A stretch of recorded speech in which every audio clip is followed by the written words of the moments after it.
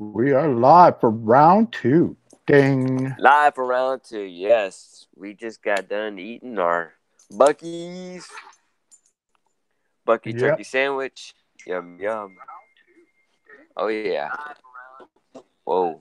Hold on, I gotta turn my volume down over here. So what's up, Mike? How's your food? Not much. I'm trying to pull out all my food was good, man. It was just too much. But I I was a know. trooper. I ate it. I ate. One watching. Clean my Oh wow, there we go. Three clean watching now. clean my plate. Are you eating my bomb bomb?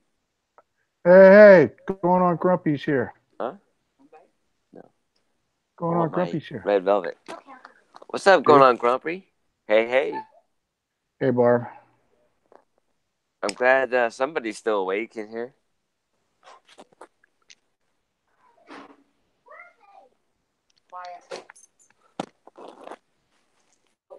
Yep. Somebody's awake.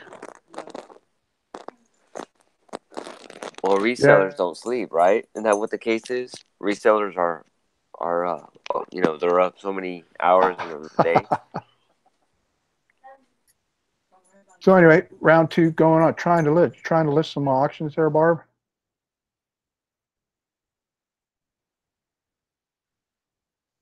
You weren't in the first show. You weren't there. I didn't see you. How's your eBay sales been and your Posh sales, Barb?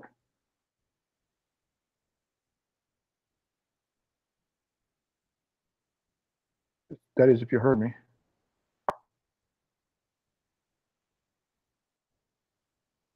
So anyway, So let's make this show part two a listing party, like everybody else does. no, I don't. Late I night don't listing list. party. I don't list nothing. Hey, Chris, how's it going? She said, "Posh, great. eBay sucks." Yeah, it's been Uh, crazy. hey, Oh, it Chris, looks like Chris is on. I got a question What's for you, going on? Chris. I got a question for you. I caught part of your live show tonight, and before the eat started, I started to eat dinner, and I you said something about the iPhone 10. You can stream the picture straight to your desktop without having to use AirDrop. Do you know if you can do that with the 7 and 7 Plus, or is that strictly a number 10 thing? Because I'd like to not have to do AirDrop. It would make it so much easier. You should have seen his video, or his should have watched his video, James. He showed how he lists like super fast on eBay and then to Oh, that's Poshmark. cool. I'm Yeah, about to go back and watch it. I was too busy eating, with any but you should be iOS able to. system. Yes. Yeah, I guess I'll just have to go look in preferences. So he found a bunch of cool uh, trucker caps and snapback caps too. He found some old ones. He found a San Diego, I think it was San Diego Chargers hat that had a bunch of signatures on it. It was pretty cool find. So, well, I got a belly full of Buckies and some fries and kicking back with my son-in-law, and Grandma Wrinkles is in here now, and Chris and Barb. Okay, uncheck iCloud backup and keep stream on. I will do that. Yeah, man, Bucky's is awesome. I had their turkey sandwich and the uh and French fries. Man, it was good. It, I haven't had the barbecue yet, Chris, but I'm gonna try it. Yeah, I don't know who's my favorite, Bucky's or I mean Whataburger is still my favorite. I will, Chris. If I need some help with figuring the stream out, I'll definitely contact you. I don't know. I haven't had the jerky. Have you had the jerky, James? I haven't had the dirt. I haven't had the jerky yet. No, but Chris says their it's awesome. barbecue sandwich is good.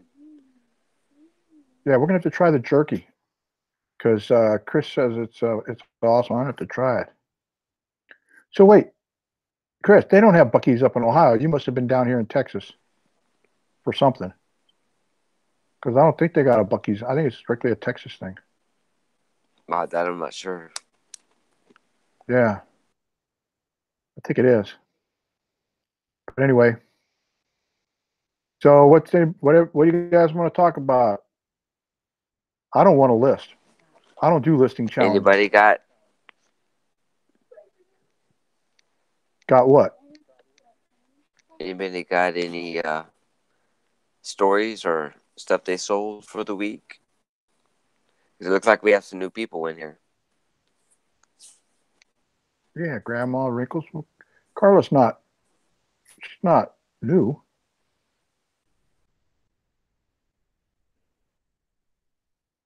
Oh, New Braunfels, man. That's not far from San Antonio. That's just right outside of San Antonio. New Braunfels. Isn't that where they got the Schlotterbahn? What it's called, James? Yeah, Slitterbun. Schlitterbahn. Yeah, whatever that river. You ride the river in a tube. And then don't they have the caverns around there? Yeah.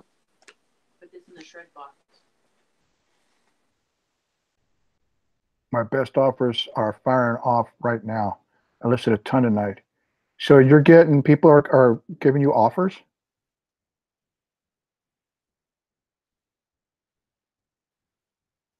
Man, Chris, you and the other guys, you guys really got it dialed in, man. You're crushing it every day. How's your Amazon doing?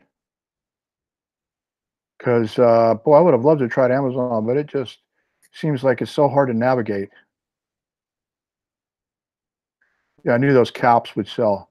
You'd be getting offers on those caps. Those were some cool caps. I think I watched a video of a while back. You had some more caps. So yeah, those will sell. Those are cool. I recorded yesterday. Cool.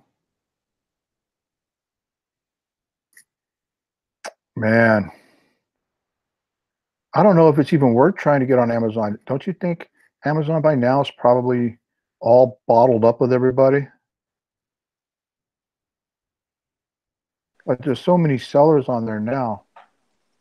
I don't Hey, know. Chris, do you know the new sellers? If they try to do Amazon, do you think they have a chance? Or is it too late to list something like that on there?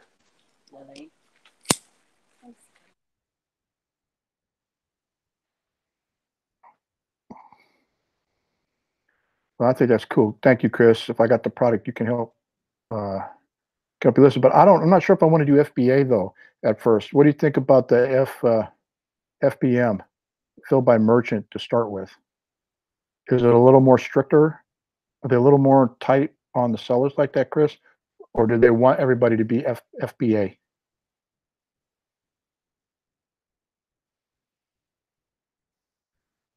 Chris, if you want to come on for a little bit, I can send you the link.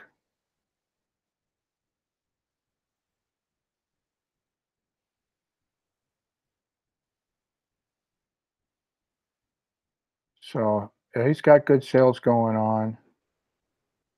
I think Barb said she had, what was it? Posh, no good, eBay better.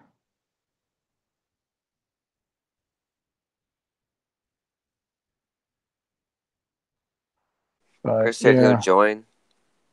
Chris said he would. Okay, let me go. It says Let me go. sure. Let me go send the link. Going on eBay, Grumpy says eBay eBay sucks. sucks. eBay sucks. Are they doing the like if we were Amazon, are they still giving out so many free listings free, or do you have to join in a trial by basis and then they charge a Uh, card after that? Let me find Chris. I know he's in here.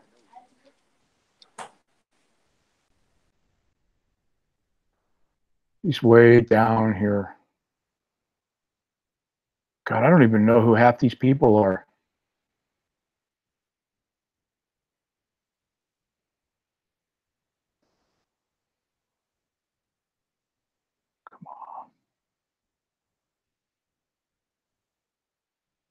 There he is.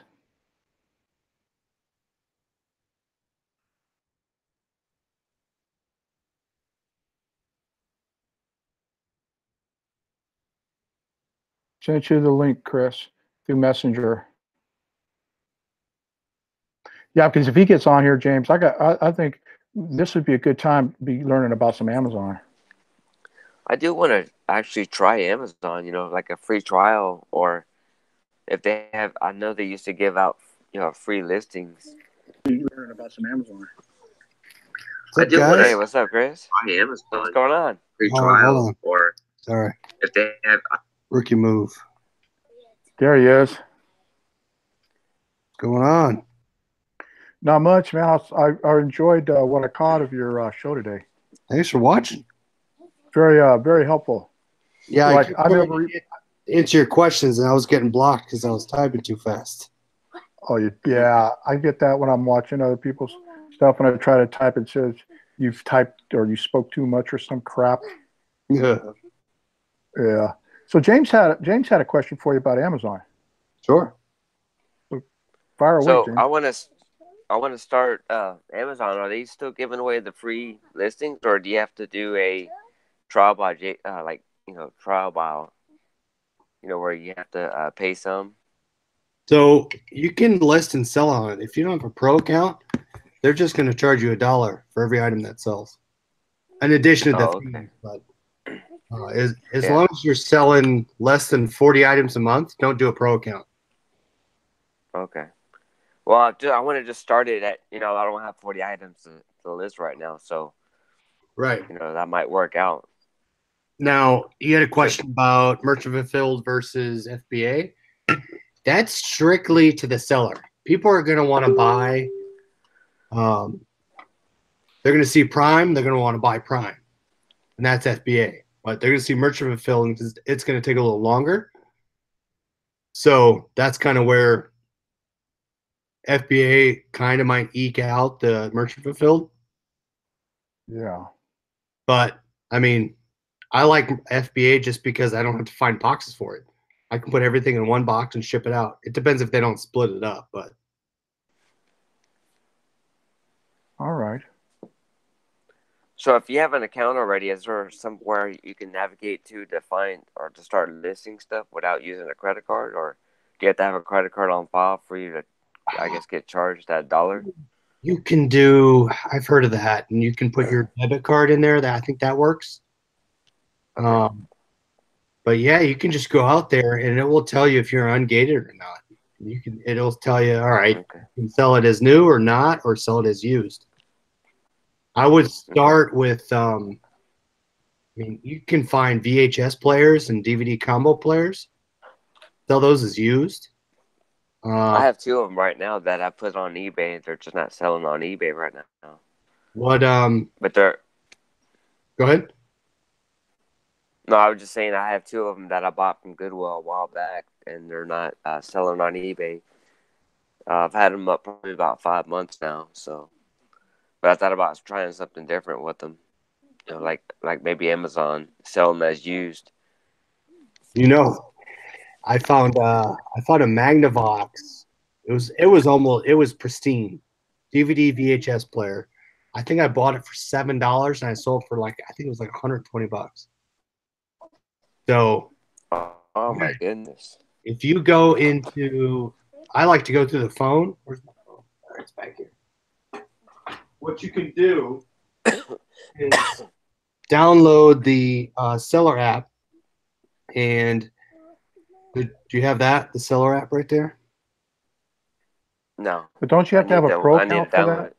No, you don't need a pro account for the seller app. Now, I heard the benefits of the pro account is you can get the buy box, but for used stuff, you don't need the buy box because you're gonna get people that say, for example, micro cassette recorders that I buy, brand new in box, they're like $350. Those people have the buy box because they're brand new. When someone's shopping, they're gonna say, I'm not gonna pay $350. I'm gonna buy the used version for about $80. So they're gonna go down to the bottom and say, click for used sellers. That's where you're fighting with the other people. So what you're doing here on the Amazon app, basically here you hit add product, and up here you can either scan if you're looking for books. Sorry, the lighting's kind of crappy, but let's see if I can fix this. Where's my mouse? So you do all the selling through the phone, Yeah, or I mean the listing. pretty much. You can go up here. You can hit type. So, oops, for James. So up here, you can put in the model number. So, for example, if it's you make something up. If it's JVC HD-1000, just type that up there. And what will happen is it'll show up. Click on it, and it'll tell you the fees and all that. Oh, okay. Wow. It's free, so try it out. I mean, Yeah, I'm gonna I download it tried, now. well, I mean, I tried to do the Amazon thing while I was in California visiting Mom, Chelly, and Yeah. I had to put the Texas address down. So then they said something about, they asked me if it was my residence. I said, yeah. Do I own it? No. You're renting? No. I live with my son-in-law and my granddaughter. And they came back, and they said that there couldn't be, like, if James wanted to have an account, there couldn't be two selling accounts under the same roof. Is that true, Chris? That's what they told me. Same roof? I'm not sure. I've never heard of that. That's what they told me, because I was like ready to sell some stuff, like out of California. I had a garage full of stuff, good used stuff that was still in boxes.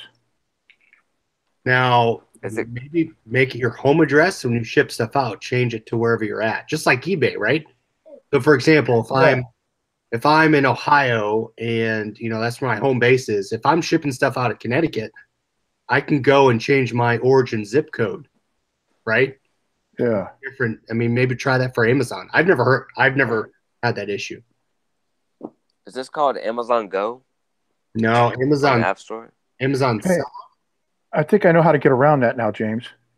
If it's a two-person thing, to keep people from stealing product, Chris, when we have it delivered, like the liquidation.com stuff and all that. I got one of them. Box accounts, like at one of them mail places. Mm-hmm. But it doesn't say PO. It's got like the street address, number, whatever the number is. Yep. And we have all products shipped to that place. I could technically use that as my address. Yeah. Oh, that might be perfect. That's an address, right? So James could run out of here, and I could run out of the PO thing for the shipping address. I think, I might have. I'm glad you came up here, man, so we could ask these questions, because that kind of made me think a bit, and I'm glad I kind of figured that out. Maybe I'm going to try that. Give it a shot. It couldn't hurt. Now this Amazon app you're talking about for the phone, is that through the Apple, or do you have to go to the Apple store? Yeah, so it's right here, Amazon Seller. I'm downloading it now. Okay, I'm going to go get it now too. And I'm excited. So when I go in the thrift store, if I find anything brand new, like I found a Furminator, the stuff that cleans your pets? Yeah. What you can do is when you get the app, there's a little camera here. And what's awesome about the camera, you can see right there. It's just, right? So you see me. Yeah, it highlights around you. You can use it to scan barcodes.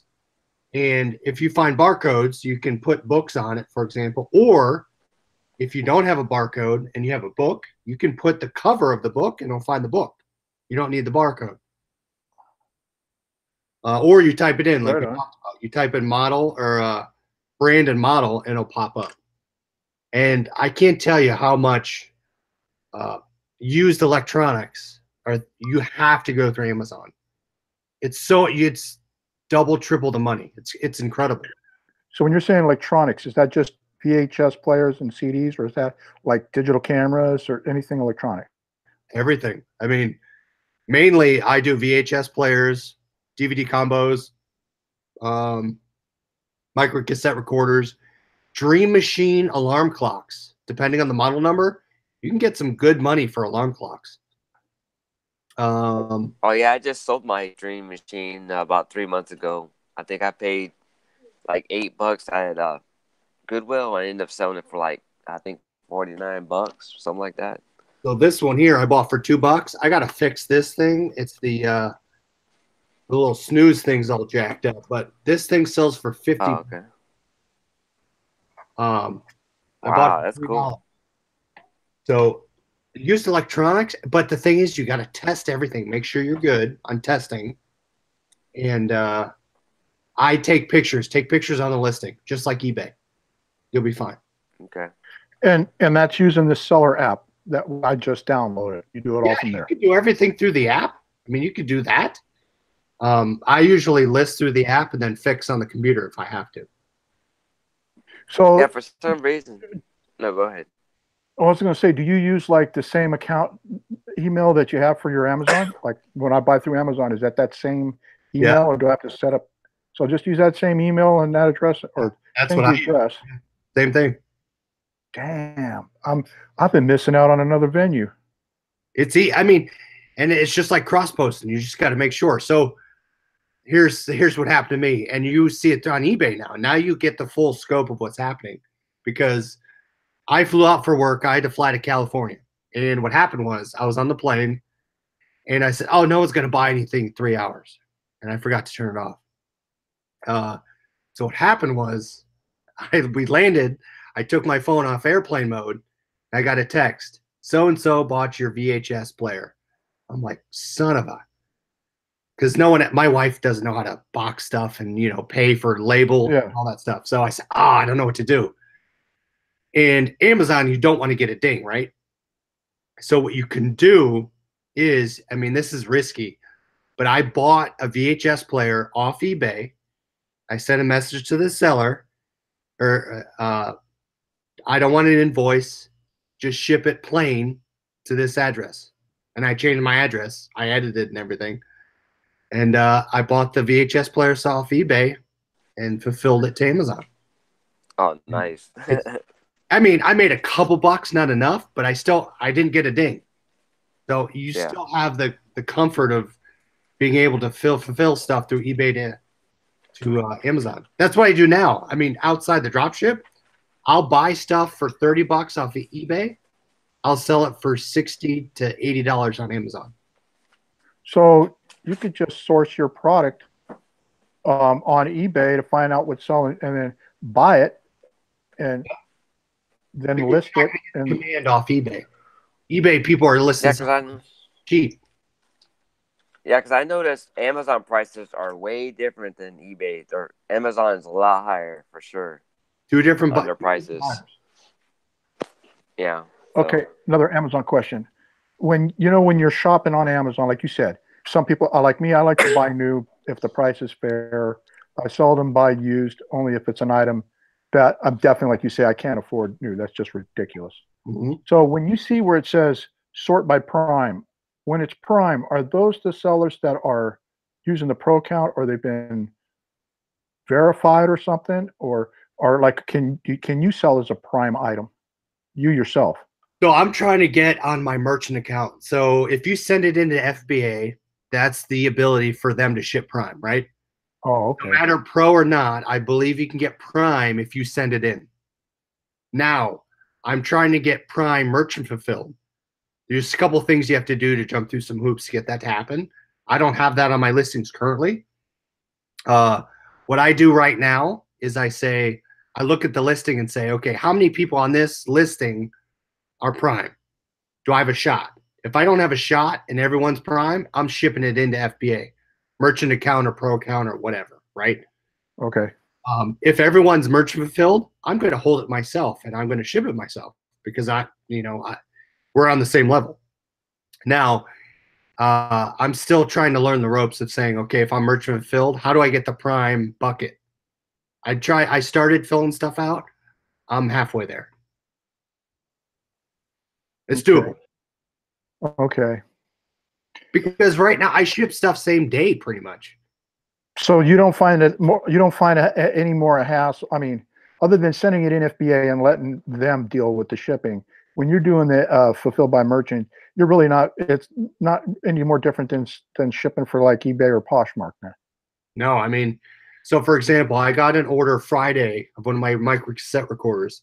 I have until Monday to ship out. So it's like 1 day handling pretty much. Once you get the order, set your text alerts up if you're going to do it, because I get a text alert saying, hey, you sold XYZ, ship it out, which is great. Otherwise, I just pull up the app and I refresh it and see if I sold stuff. But yeah, just ship it out next day. You'll be fine. All right. I think I got something now when I'm sitting here contemplating life. I can contemplate sourcing for Amazon and a little more. I mean, I'm no expert, but the problem is people say, "Oh, Amazon, it seems there's a lot to do." You know, you just got to do it. You just got to list something up there and try it.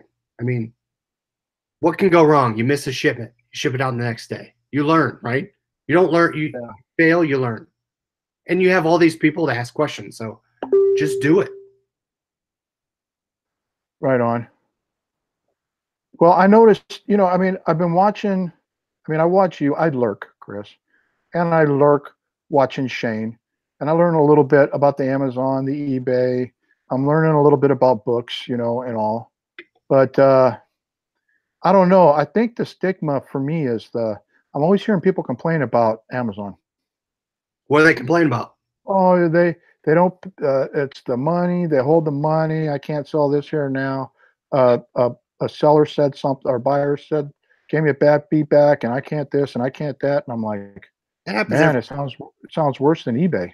You get some. You know how many weird messages I get on eBay? What kind of weird messages have you been getting? Because I've been getting some. Someone messaged me and said, "Hey, can you combine all 5 of my orders into one shipment?" And I said, "You only ordered one thing from me." Oh, wow. I don't know what you're talking about. And he sent me like 4 messages after the fact. Oh, that's too funny. I get, now I get some random spam on Amazon. Sorry, I got to plug in. You get that stuff everywhere. You're going to get bad buyers. So here's what happened to me on Amazon. I had someone buy a Blu-ray player, and I tested it. It worked flawlessly. Sent it to him. 20 days later, he said, "Hey, it doesn't work. It doesn't get to the load screen." I said, whatever. So Amazon, you can't do like eBay. You just accept the return and move on Amazon.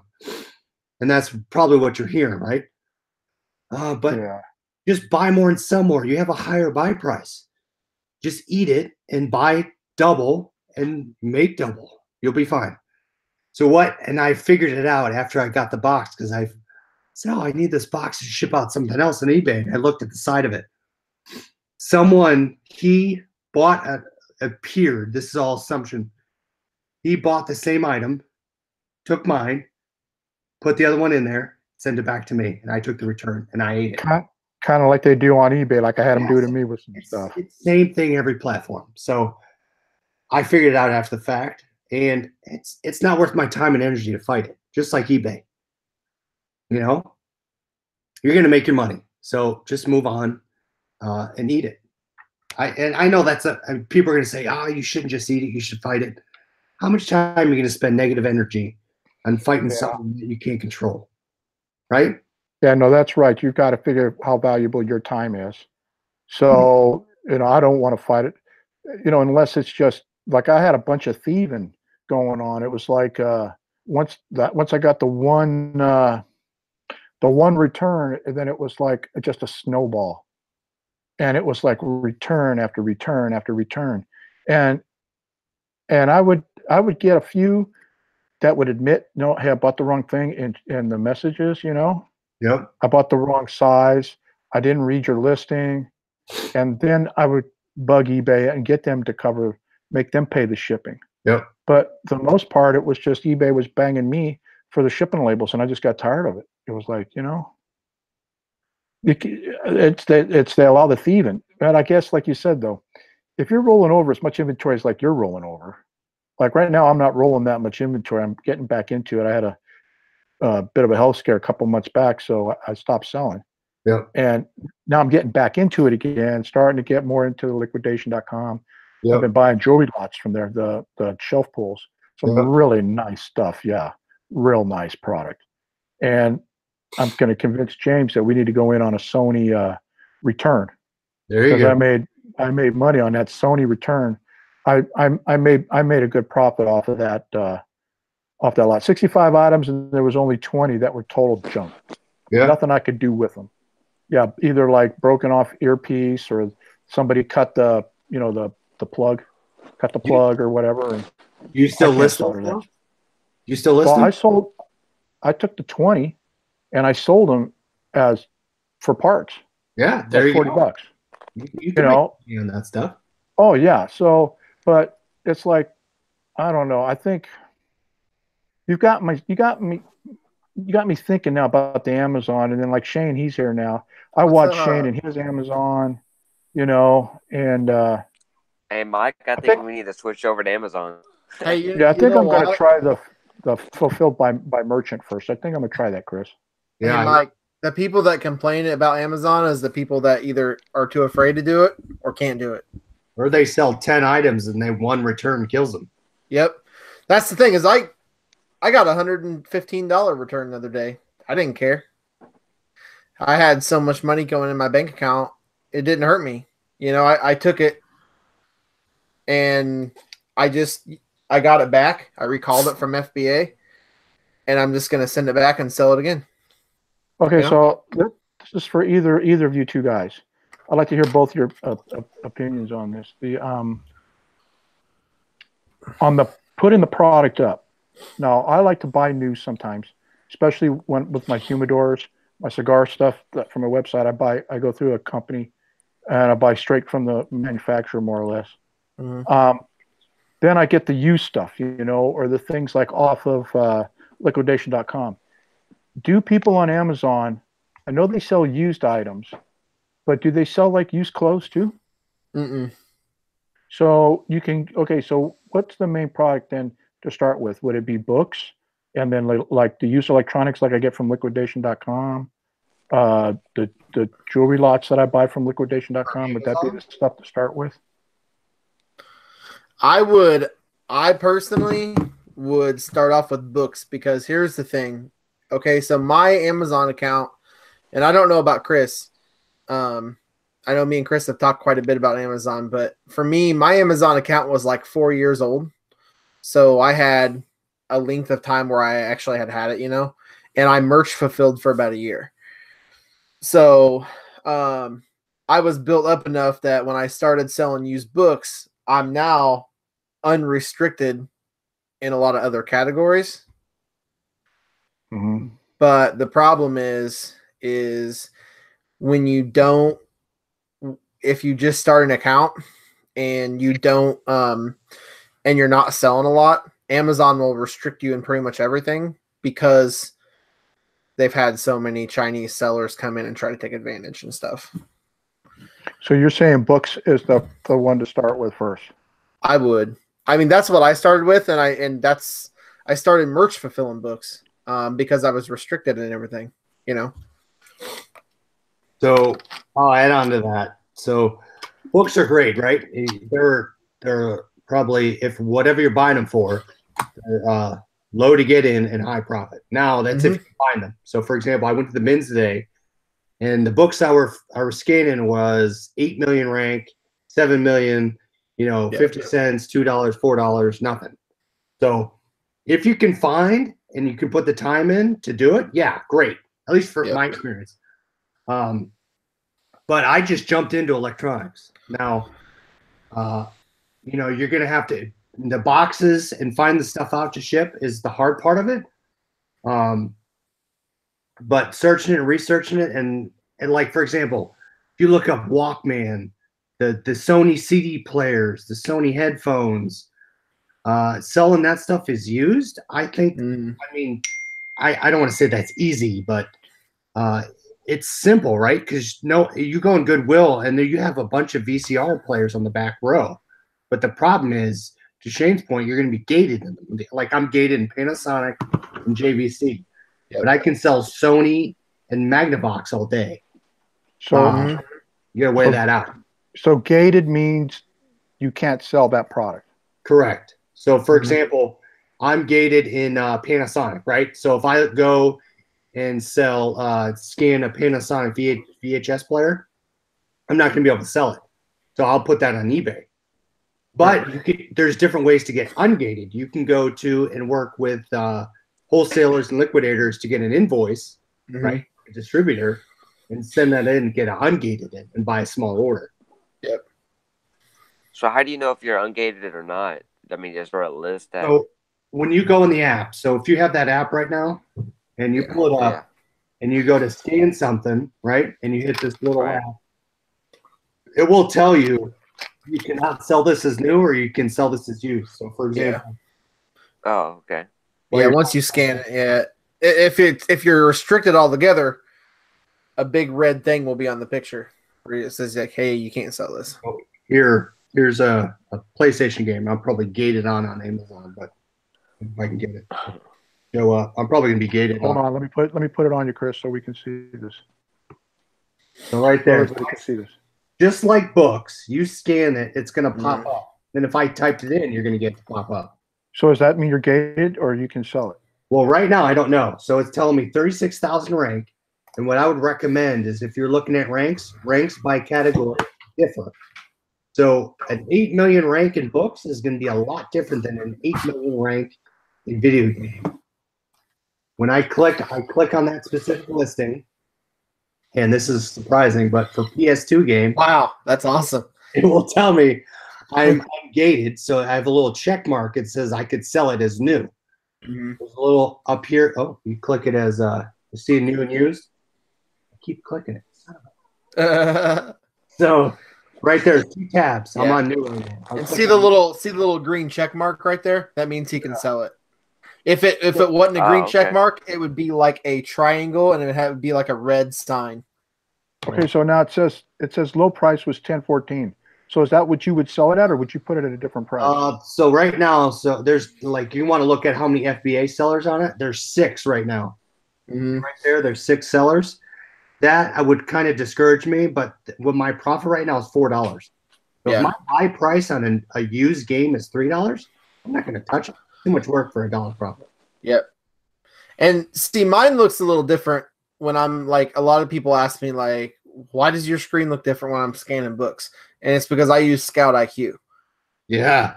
And I'm buying my next purchase is a scanner. So I got a Bluetooth scanner, a Katy C200, which is awesome. And so and you can scan it without one too.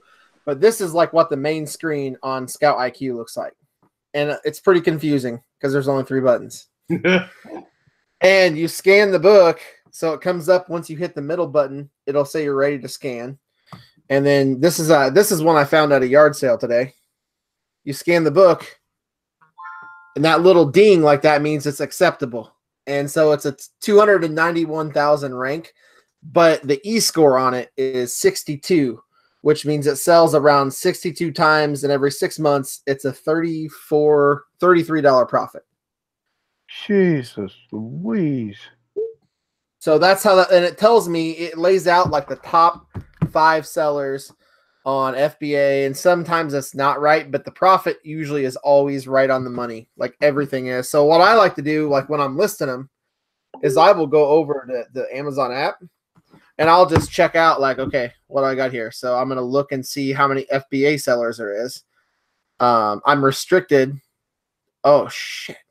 I'm restricted to sell it in new and used, so I can't sell it on there at all. Yeah, you can't sell the book at all? Yeah. Yep. So I got that. And usually I'm never restricted in any book, but textbooks, sometimes I am. And so I can either go online and apply to get ungated or unrestricted, or I can just sell it on eBay. Okay, so like upstairs, I've got stacks of brand new humidors, paleo lighters, all that I bought from the manufacturer, or the company that now is having them made for them. And that company sells on Amazon as well. But you don't think that the smoking stuff that I got would be worth a try at first to find out whether or not? If you have an invoice, if it says, okay, here's origin destination, right? Origin, your company destination is you, and your address is up top. You'd have the units that you have below, right? The number of quantity that you purchased. Yeah. If you are gated in them, you would just submit that invoice to them and say, hey, I'm an authorized seller. Right. But what you're getting into now is if they're selling on Amazon, you're competing against the person you're buying from. So you're probably going to take a less of a price than what they're getting for it. Yeah. You could do it, maybe, but they're going to say, hey, Mike, I'm selling to you, but you're eating my sale price. Oh, that's weird. So I can sell it as used, just not like new. So if you click another button, it pulls up a whole scheme of what you can sell it as. Oh, there you go. See the red triangle there? Hold on. Let me click on Chris so everybody can see. Oh, that's shit. Click on Shane. I mean, Shane, the following conditions cannot be sold new, used like new, or refurbished, but you can use used very good, used acceptable, used good, and collectible. Yep. So once you scan, if you see that red triangle, you can't sell it as new. Yeah. And you just click on the red triangle and then it'll tell you what you can sell it as. Or man, guys, I'm going to try this. I'm going to try Amazon. Show. I mean, in the month of August, I done about 1,600 in sales. And that was my first month I started. I know, man. I watch your videos, dude. Every time I watch your videos, I cry. And Chris is probably killing it. No, I mean, cry, dude. Product's tough. You got to get the right product for Amazon. Yeah. Yeah, it's there's a lot of what's the word I'm looking for? There's a lot of competition. Well, but you know what? There's competition anywhere. It doesn't matter. I mean, if you're afraid of competition, why are you doing it, you know? Yeah. That's the fun part, though. When I scan, so I have the archaic scanner on this little picture thing right here. When I get a book and I scan it, comes up $20. I want to do backflip.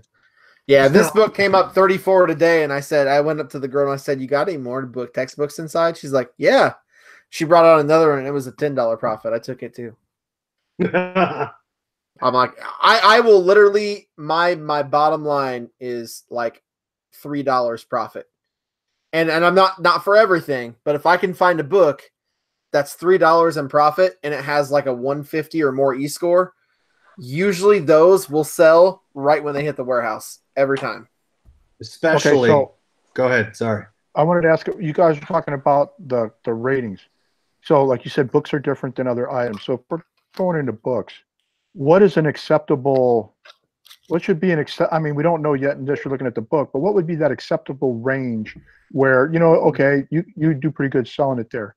Because Chris said 8 million, and I've seen, Global Voodoo. He's shown one where it was like 1 million, and I don't know. What does it really matter, or is I think it depends on your profit. And it depends on the category too. If you go out there and you search like Amazon percentages or Amazon ranks, you're going to get a chart, and it's going to be 25 rows deep, and you're going to have every category: books, household, lawn and garden, and you're going to see, okay, the top 1% of items, this is their rank. So 1,000 might be great as the top 1% mover in lawn and garden, but you're going to get 10,000 rank in books. Where, so you're going to see the percentage of sales between each category is different. So go out there, print that sheet off, and if you're sourcing, look at those different categories, and it will tell you what rank is acceptable for what movement is going. I mean, I've sent in books that had like 4 or 5 million. So why I like Scout IQ, Chris, you're going to love this, man. So I scan this book, right? If I want to look it up, guess what? I click right here. Boom. I'm on Camel right now. Yeah. It has a built-in link to Camel. And what I like to Nope, it's the Scout IQ is. Camel is free. Is that through the App Store? Well, you download it through the App Store. But you have to sign up for Scout IQ online, and then it's $15 a month for the live version. 15 is the live version, right? Yeah, and then 40 is the database. If you go to the keepa.com, and this, you're going to take a while to get used to it. If you put the ASIN in keepa.com, you'll see the graph. Every time there's a drop in sales rank, the green line drops. That means that there's a sale that happened. So, but this is Camel, right, on Scout IQ. Yep. Now check this out. Boom! Quick link for Keepa. So I actually use Scout IQ to scan other products. Well, yeah. See, I need to get a KDC. I've been looking the past 2 weeks. I can't find one my rank, my price. But rank. you don't even need a KDC for you can actually use. But see, so like when I'm doing retail arbitrage, dude, I will use Scout IQ. It's not going to give me the ding that says accept or decline. All right, it'll give you the graph. But I can scan it and get the graph. Yeah. So Like, do you use your phone scan then, or can you use this KDC on books? Yeah, you can use the KDC on books, or you can phone scan, either or. Can you use KDC on non-book scans? Yeah. Oh, wow. Okay. Yeah, because all it is the KDC is just inputting the data. So it'll as soon as you scan the UPC, you'll see the UPC just shoot across the the Scout IQ or whatnot.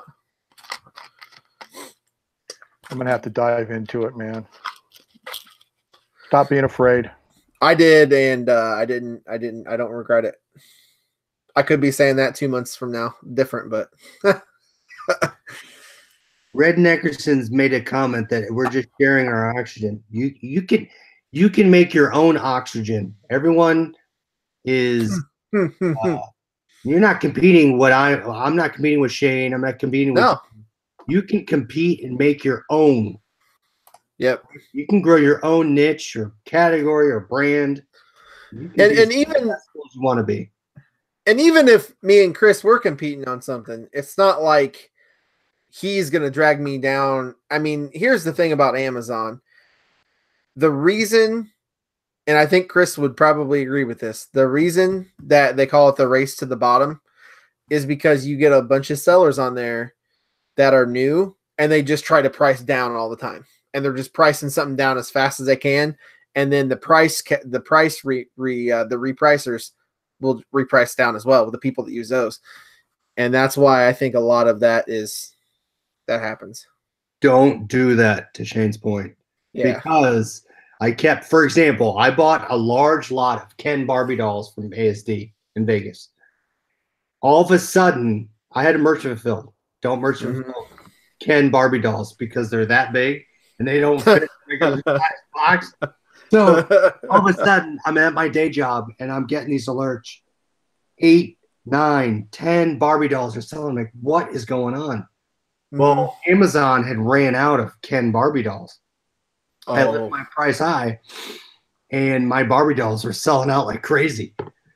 And you don't fight for the lowest price because you're fighting for the sale. You're going to get the sale. Amazon is totally different than eBay. People shop. It's different animal. Yep. It's crazy. Even textbooks. Okay, so like you might scan a textbook and it may not sell right away because it's not textbook season. But once the college kids come back, you're going to be crazy, like swimming in money. You know what I mean? Yeah. Like I was like, when I first started, I was hoarding textbooks and I was just sending them in. None of them were selling. And this was like 1st of August. The end of August hit. And I had like 3 $250 days back to back. Wow. Textbook season. Now, how long does Amazon hold your funds before they release them to you? 2 weeks. I mean, is it like how long? So for 2 weeks. So for example, you'll get payment cut on Sunday, I think it is, and you'll get it in your. For me, you'll get it in your bank account on Tuesday, Monday or Tuesday. So every 2 weeks, you get paid from whatever's in your account. So you got to pay for it, right?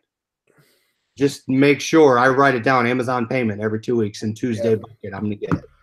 Unless you're like grandfathered in on one of those sweet accounts where you get daily disbursements. And so, Mike, what I would recommend is when you're looking stuff up in the thrift stores or you're buying stuff online, look up the UPC, look up the ASIN, just like you do on eBay. Yep. Double check it. Just cross check it, and that's going to tell you is it buy or not. Okay. That's what I'm going to do. I'm going to start with books, and then once I get under my belt, I've got invoices from my supplier showing that other address that I was talking about, Chris.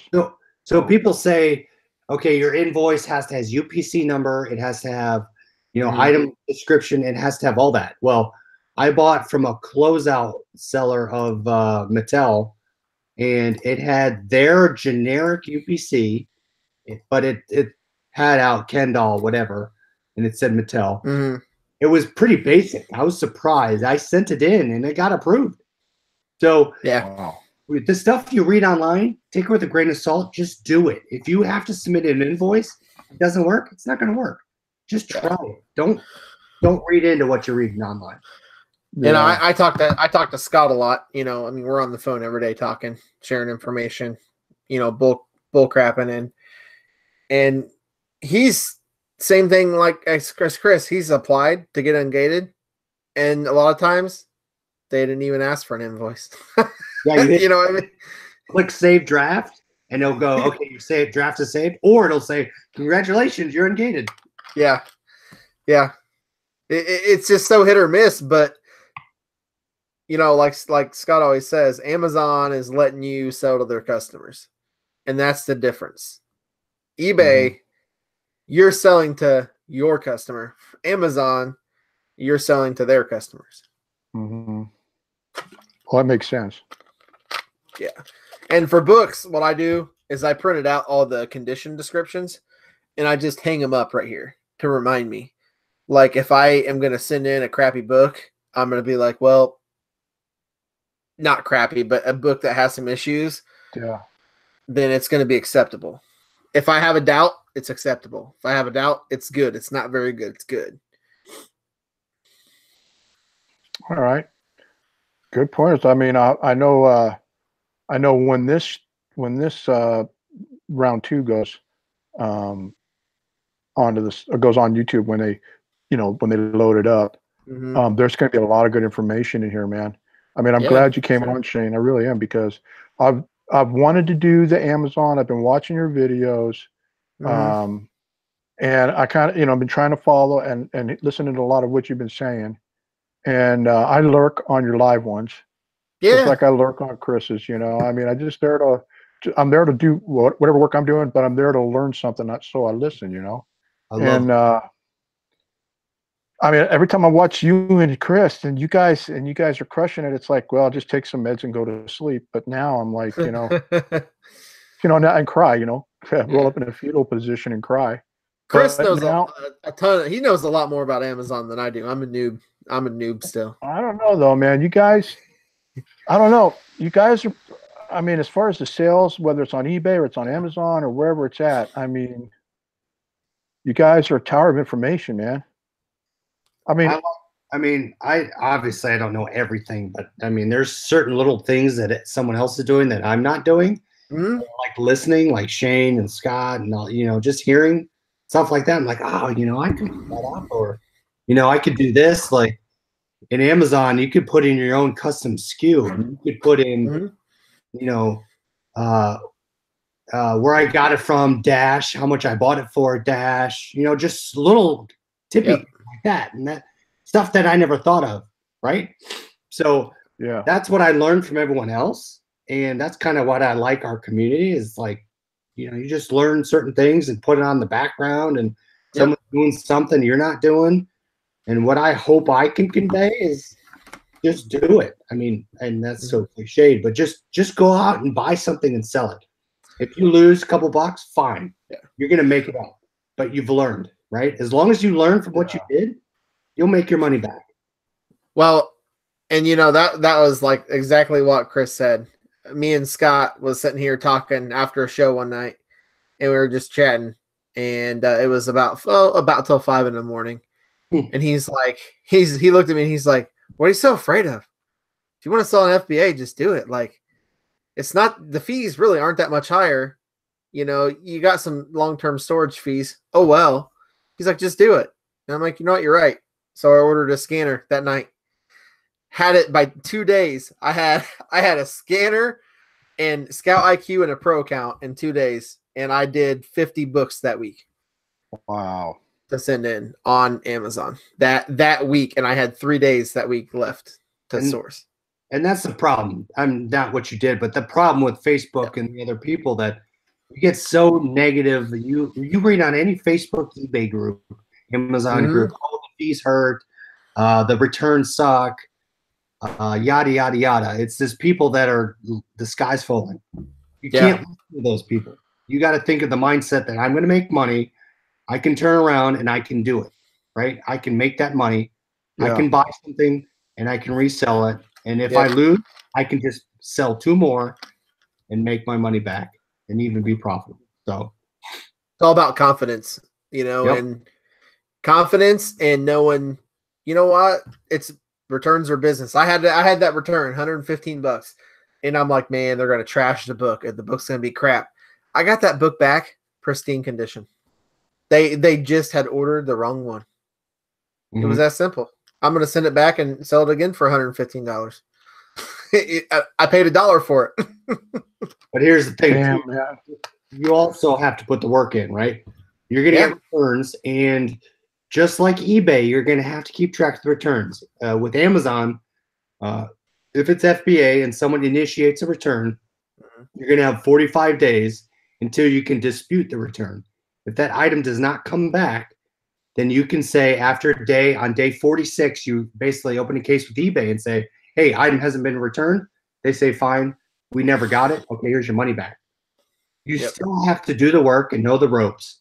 But, I mean, it's all how you know what to do. And I'm not Yeah. gonna lie. I'm not gonna lie to you. Amazon is way harder work than eBay. Oh, yeah, it is. For real? I'm not even joking. I was out there hustling my ass off, scanning books, sweating in these thrift stores. I hit 7 thrift stores in one day. Just scanning books. I felt like I was dead. And my brain was mush. Like it's a lot harder work, but it's more rewarding because the sales velocity is just Exactly. Your return is a lot higher. yeah. I agree. 100%. And Mike, you said, what about what's FBA and merchant fill? What's the difference?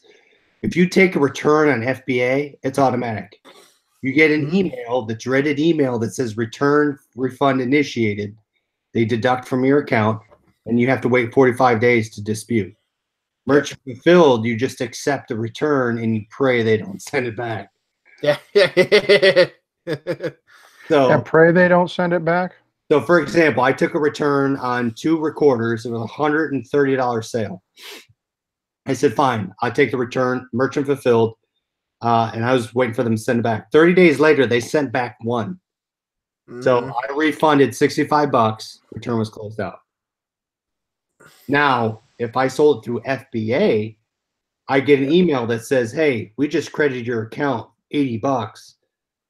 They said it doesn't work. Well, what I do, so when Shane says more work, I go into my calendar and I put in, I go, Siri, how many days is 45 days from now? And she tells me the date. And I go into my calendar and I put that date and I say by noon. I put the order number in the subject. I put in the body of the email or the appointment. I say seller requests a refund on micro cassette recorder XYZ. So when the day before that happens, I know it tells me, hey, Chris, you need to open a case tomorrow. Send a case to eBay to get your money back. So when that day comes along, I say, hey, eBay, or sorry, crap. Hey, Amazon. I never got the product back or never got an email that this product came back. Where's it at? And they say, it's never been returned. Here's your money back. Yep. That's the difference between fulfilled on that side. So it's more work, but it's more fulfilling to Shane's point. And I do all FBA. I merch fulfilled for a year. I really didn't like it. And merch fulfilled wasn't for me because storage. When you're storing a ton of eBay items, which is like I have totes all the way down. I mean, I just didn't have room. And so that's where FBA comes in handy. Wow. Man, you guys, I want to be like you guys when I grow up. Don't we both, man? I do too. Because, James got a neighbor across the street. She sells medical supplies through Amazon.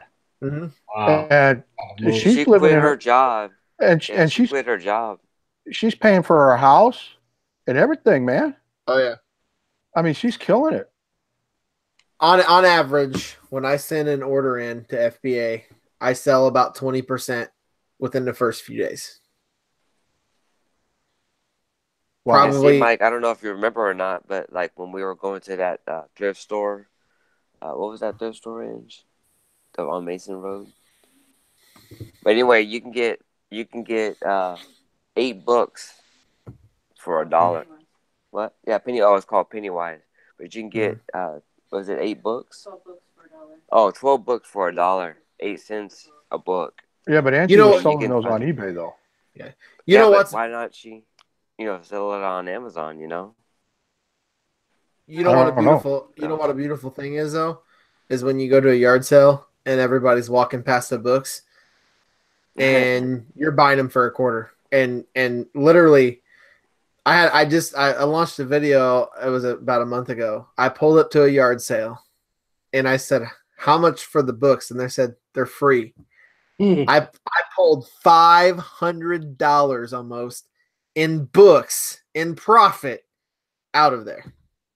Because nobody really buys the books anymore, do they? For free. I got to start going to yard sales, man. I got to get in this wheelchair, wheel down the road here, down the sidewalk, man. Buy me some books. Give me a little wagon in the back, to stack them in with the flag, Yeah, there you go. So Yeah, that's what I'm going to do. a cheap way to look at flips. So I learned looking at if you can with the stuff you found. So all of everything you bought at thrift store, what's the most profitable item? I mean, it's rhetorical. You don't have to answer, but what's the most profitable item you found? Right. Take that one item and type in the category on Amazon. So, for example, when I did cassette recorders, I typed in cassette recorders in Amazon, and I found that this item can sell for X amount. Take that item, go back to eBay, search for that item for what it's selling for. If it's selling for under amount that you can sell for on Amazon, that's your flip. So, Mike, you don't even have to leave. You can buy that stuff on eBay and flip it on Amazon without leaving your house. Well, I mean, that's basically what I do now. I've been buying the closeouts through the military base exchange. Yep. And like I was telling the guys in the earlier one, I had a bunch of men's winter Crocs sell. They've got the fuzzy stitched in; they're not removable inserts. And I've had them. I bought these like a year or so ago. They were slow movers. I put them over on Posh, and they're like, "Why are you even putting them up now?" It was summertime when I had them up there, and I was like, "Well, it's winter somewhere, right?" And this week I've sold like 4 just flew off the shelf, like bam, bam, bam. So I'm doing more arbitrage like that with jewelry, clothes, any electronics that I can get through the base, that they're closeouts. And I know there's more people doing this than me, because I'll see some Under Armour shirts that are like, they've got a retail price of like $40 and they're on closeout or clearance there for like $1.60. And I'll go in and go buy the double X, the triple X, the 4X, and everything is sold out. So I know other people are doing it. Mike, that book I showed you, Yeah. it's trending on eBay for $11. And what would it sell for on Amazon? Oh, it's literally, I mean, it's 34 profit, but it's literally selling for $53. So I'm probably right now going to probably go buy like 10 of them from eBay. Oh God, where's my pain pills? Feed them on Amazon. And if I buy them at $11, it's still $24 profit on every one. You guys are killing me, man. I'm going to have to ask the doctor to step up my meds. And that profit is with the buy cost now. Now, do they set your shipping even? Okay, I know on FBA, but on the merchant fulfilled, when you were doing that, Chris, you and Shane, do they set the shipping, like you can't ship for no more than this, like if it's books? You can set your shipping up within your preferences. But you ship the books medium mail though, right? No. If I'm making $80 on a book, I'll ship priority. So you can just throw it in a flat rate bubble mailer and it doesn't matter? Yep. At least that's what I do. Oh, okay. Yeah. On an $80 profit book. Hell, man, you guys are killing me, man. But I'm glad you're here. I mean, I would have just been lurking in all your guys' shows, watching your videos, lurking and trying to piece it together. It's taking me another year. And I'm glad that we did this second round and you guys both were willing to come on because you've set my fears at ease. And I hope anybody that's been here watching this or who's going to watch it later will learn, hey, I'm going to say right now, anybody watching this later on, you've got to go and check out Chris, Liquidation Ohio, and you got to check out Shane, Rise and Grind Picker. And what I'll do is I'll add their links after we're all done and everybody's gone to bed. I'll put their links down below. So you'd be able to click and go. I urge you to go sub to them and click that little bell and follow everything they're doing. Because I learned a lot from Shane and I learned all about liquidation from Chris. You got me started, man. You got me hooked. And Angie and James used to get pissed because I'd be like, hey, I ordered stuff for you guys. I ordered stuff that you guys can ship for me there because it was cheaper to have it go to Texas than to come out to California. And so they're like, Angie's like, Dad, you got to stop, man. I can't have any more boxes coming out. That would be Angie. Yeah. And then Mama Chelly was like, what the hell sitting out there in the courtyard? Oh, man, my Sony headphones showed up. Well, you already got a box of yeah, but they're all committed. They're all sold. I needed more. And yeah, and it's a monster, really. I mean, you got to feed it. You got to feed the thing every day. Yep. You got to list every day if you're going to do it. Yeah, at least. And I mean, if you don't if get it wasn't for day, save it and list it for the next day. Save it in your draft, list it. And I learned that draft thing from you, watching you doing it, and that's what I do. I'll find I can't really shoot the pictures. I'm stuck usually in bed, but my caregiver during the week, she's here for 5 hours a day, 4 days a week, and I got my little, we call him Bubba, my male mannequin. He's over there. She takes pictures of the shirts with Bubba. We put a black sock over him. We put a black sock over Bubba, and she shot all the pictures of my my jewelry, my necklaces and stuff. She took pictures of the Harley stuff. That's how you leverage your caregiver for well, listen, dude. I mean, I'm okay. Probably TMI, but look, man, when she comes and I'm waking up, she's already here an hour, and I'm just waking up. And I'm like, you should have a remote list that stuff for you too. I mean, I would if I could. Nikki Sweetco, man, she'll say, okay. She says, okay, you're getting your bath today, and you want some lunch? No, I'm not hungry. He says, hey, we've got your debt pile. Your debt pile's getting too big over here. What are we going to sell? He's like your manager. Yeah, dude, you want to see what you want? This is just in my room. Let me show you what I got going on here. Hang on. Takes me a while to get my hands going here. So she comes in the whole upstairs full of boxes. You see the clothes right there? Okay. Yeah. All of that's on Posh, but 4 shirts. 4 shirts are mine. Okay. There's my other debt pile. And she lists that there. She takes pictures? And she takes all my pictures for me and everything, man. Man. Oh, wow.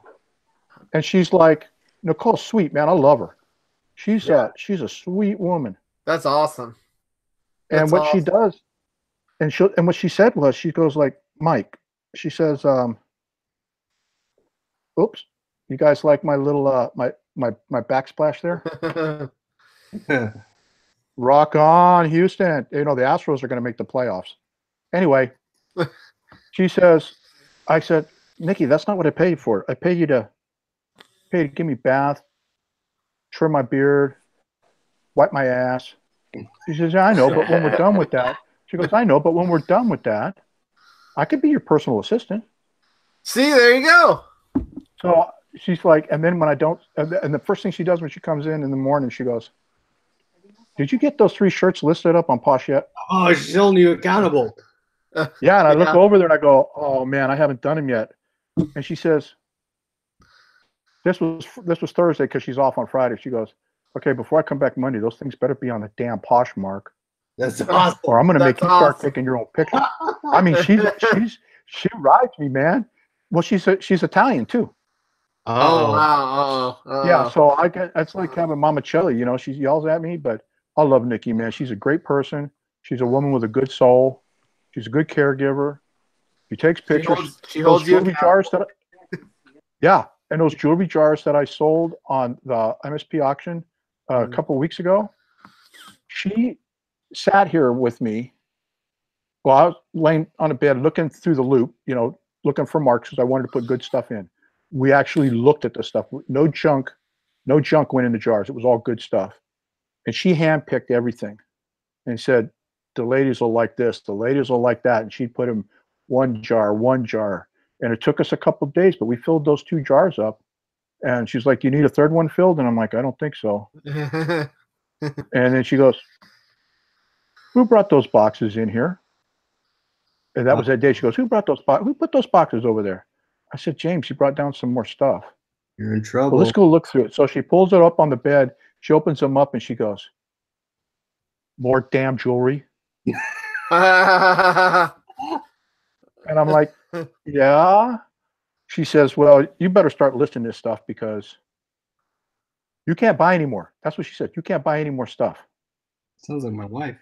Oh, you dang. cannot buy any more stuff, Mine Mike. too. You've got to sell this first. So I love her, man. She's awesome. That's awesome. She's holding you accountable. I mean, we have so much stuff. We can literally upstairs. We can literally open up our own store with all those liquidations and the blue James, lot stuff. Tell Chris about the liquidation store you and Angie went to today. Oh man. Oh, dude, they're hold on, let me see trying to if be I like can find my picture. liquidation.com. Yeah, so right by my work, someone that I work with went in there and was looking at some things, and they're like, "Oh, this is kind of cool. It's like a store, you know." And he went to tell somebody else, and I overheard him. And then I told Angie about it and Mike, and he's like, "Well, why don't y'all go over there on Saturday?" So we ended up going over there, and we were gonna do I don't know if you watched the video of both of us FaceTiming in Goodwill. And we were going to do that. So we walked in there and just to look at the prices and almost, was going to set up FaceTime. I started looking at these prices. It's like almost full retail price. So we're going to the counter right there. They had a whole bunch of Sony box items in the cabinet there.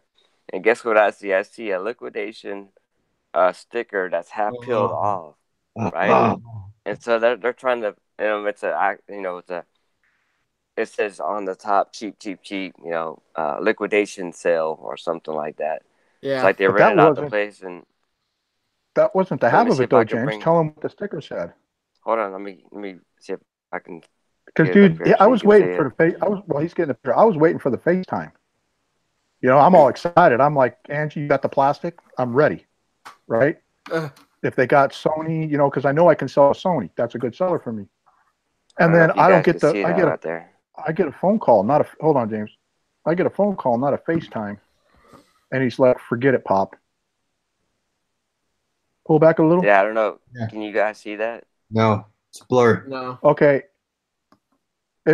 What it says, when he showed it to me, I was like, what the hell is wrong with these people? It says item description, Sony ABN 100s, quantity is 1, refund amount was $199.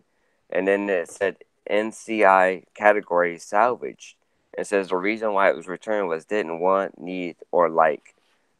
Right? And then the whole stickers on there of liquidation. And they're trying to sell them for $150. So they don't know if these things work or not. So it's a return. It's actually return stock is what they're selling from liquidation. Because a lot of they had all kinds of stuff there. Right. Some liquidations, like some of it's like shelf pulls and Well, that jewelry a lot of that jewelry, that extra pieces I put in them jewelry jars, and what I just listed on Poshmark was a liquidation shelf pull. And I mean, this stuff was coming from Macy's, nice, and other stores. I've got stuff that had stickers on it, like $100 retail, $80 retail, $35. Some didn't come with stickers, but what was nice was every piece in this box was in a Ziploc baggie on its own. So I've got like 72 pieces of jewelry neatly in little Ziploc baggies, and all I had to do was put the black sock over Bubba, and let Nikki take the pictures. Ah, Go over to my Posh Mat. Go over and check out at Gumby Butt Butt. I'm serious. Those Dude, pictures with Bubba Gumby Butt Butt with Bubba in his he's got his little chrome black cap on his neck, and he's got this black body sock on because when I bought him, he came with like two or three different color like shirts for and she put them up there and she took all the pictures and I just listed the items, man. that's awesome. Yeah, that's my I put it in the chat there if anybody wants to go check it out. That's my my closet over there.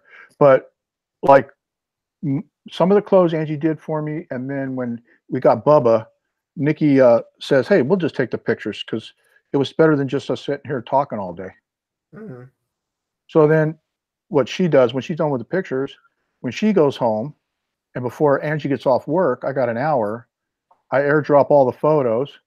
I process them, clean them up a little bit, sharpen them up a bit, and then after Angie comes home and I have lunch, then I do my listings. Nice.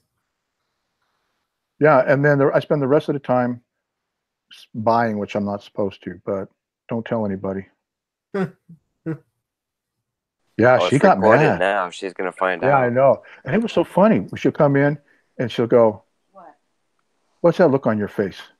What do you mean? Maybe I need my face washed." She's like, "No. Did you spend money?" I'm like, "Yeah, I did, Nikki. I'm sorry." Like, she says, "I thought I told you can't spend any more money." I'm like, I know. Then Angie goes, "You got your ass chewed up by Nikki, didn't you? I told you don't spend any money." But that's my life, man. Cal, how'd you get those G-Shocks? Those things are awesome. Yeah, well, I'll cut you a deal if you want them. They're sweet. I got those BX arbitrage. I bought the last everything they have. I got a rose gold one. I got to get the pictures yet. That gold one with the gold face is pretty cool. Make me an offer. G-Shock watches are good stuff, man. What clocks do you have? Holy cow. You see Bubba there with the necklaces on? Yeah. Yeah, James put up I got like a what do they call them? Like their bottom fitted top sheet, because I have a hospital bed. Mm-hmm. So I don't like sheets on me. I usually sleep with just a blanket or nothing. I just don't, because I sweat a lot. So he took one of the sheets and he tacked them up over there. And then I got Bubba. She took pictures with the Harley shirts were all on Bubba. And then the button-up shirts were Bubba. And then we put the black sock on Bubba. She calls him Bubba. And the funny thing is she fondles him. Whoa. Yeah, I told her, like, Nikki, that's not cool, man. Bubba's gender challenged right now. He doesn't know what he is. Bubba's But she goes, and then now Lily calls him Bubba. She comes in, she goes, "Ooh, Bubba's black." I said, "Yeah, he's black today because he was wearing necklaces." Bubba was wearing jewelry. She goes, "Bubba was wearing jewelry," and I go, "Yep, Bubba was wearing jewelry." At least he's not racist, white and black. Well, no, but what's cool though is, like, say I get a white blouse, because I'm starting to try to get more women's clothes in. So say I get a white blouse. What's nice having the black sock is now I've got the contrast. The white blouse doesn't get washed out on a white mannequin. Right. Nice. But yeah, I didn't mean to run on like that, but that's how my day goes, man. That's awesome. And then Angie will come in and catch me looking on liquidation.com. And she's like, "There's 2 sites you're not allowed to be on, Dad." I said, "What's that?" She said, "You got to stay off of WebMD and liquidation.com. So I guess they're going to have to put a control on my laptop so I don't go over there.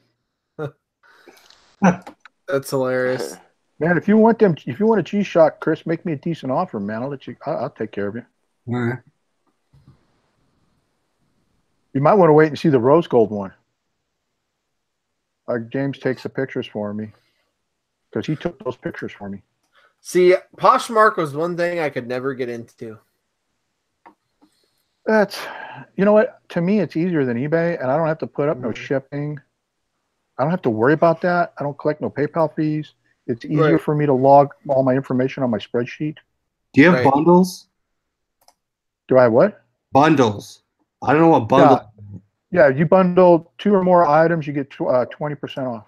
What does that mean, bundling? Like, okay, now they changed it. Like, say you like a shirt and you like a cap. We'll just take those. You would click on those and add them to your bundle. And then I would get a notice that you bundled 2 items. You can either buy right away, like a lot of people do, and get 20% off, or they let it sit, they let it sit, they let it sit. Then I go in, I reduce the price by $1, send it to them as an offer, and then they usually buy.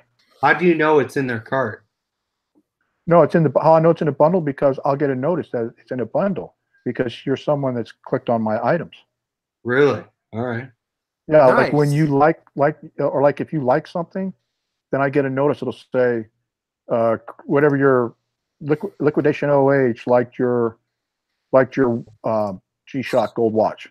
Yeah. So I may go in there and and I like the negotiation. I may go in there and knock it down to 200. Then you'd come back and negotiate or decline. Yeah. And then until we get that happy price, or put the stuff in a bundle and get 20% off, or wait for me to give you a deeper discount. I mean, it took a while for me to get used to it, but I had one guy buy the blue watch. Actually, one guy did buy the gold watch. No, he bought the blue watch for $225.